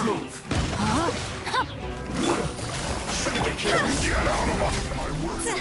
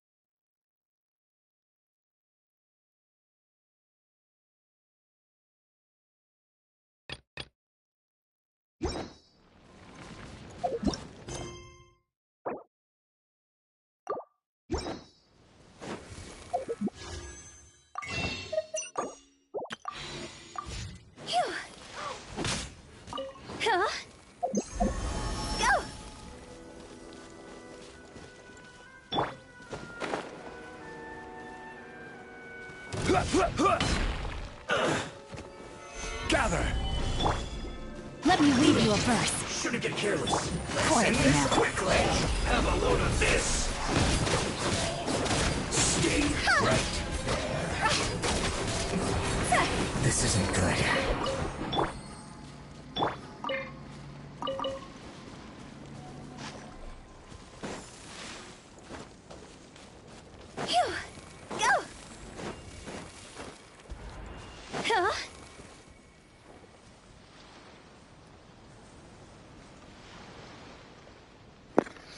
Alright, I think I'm gonna stop streaming for now.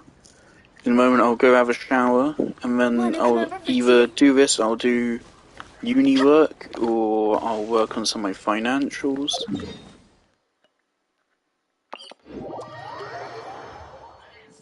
I still don't know how to get down here though.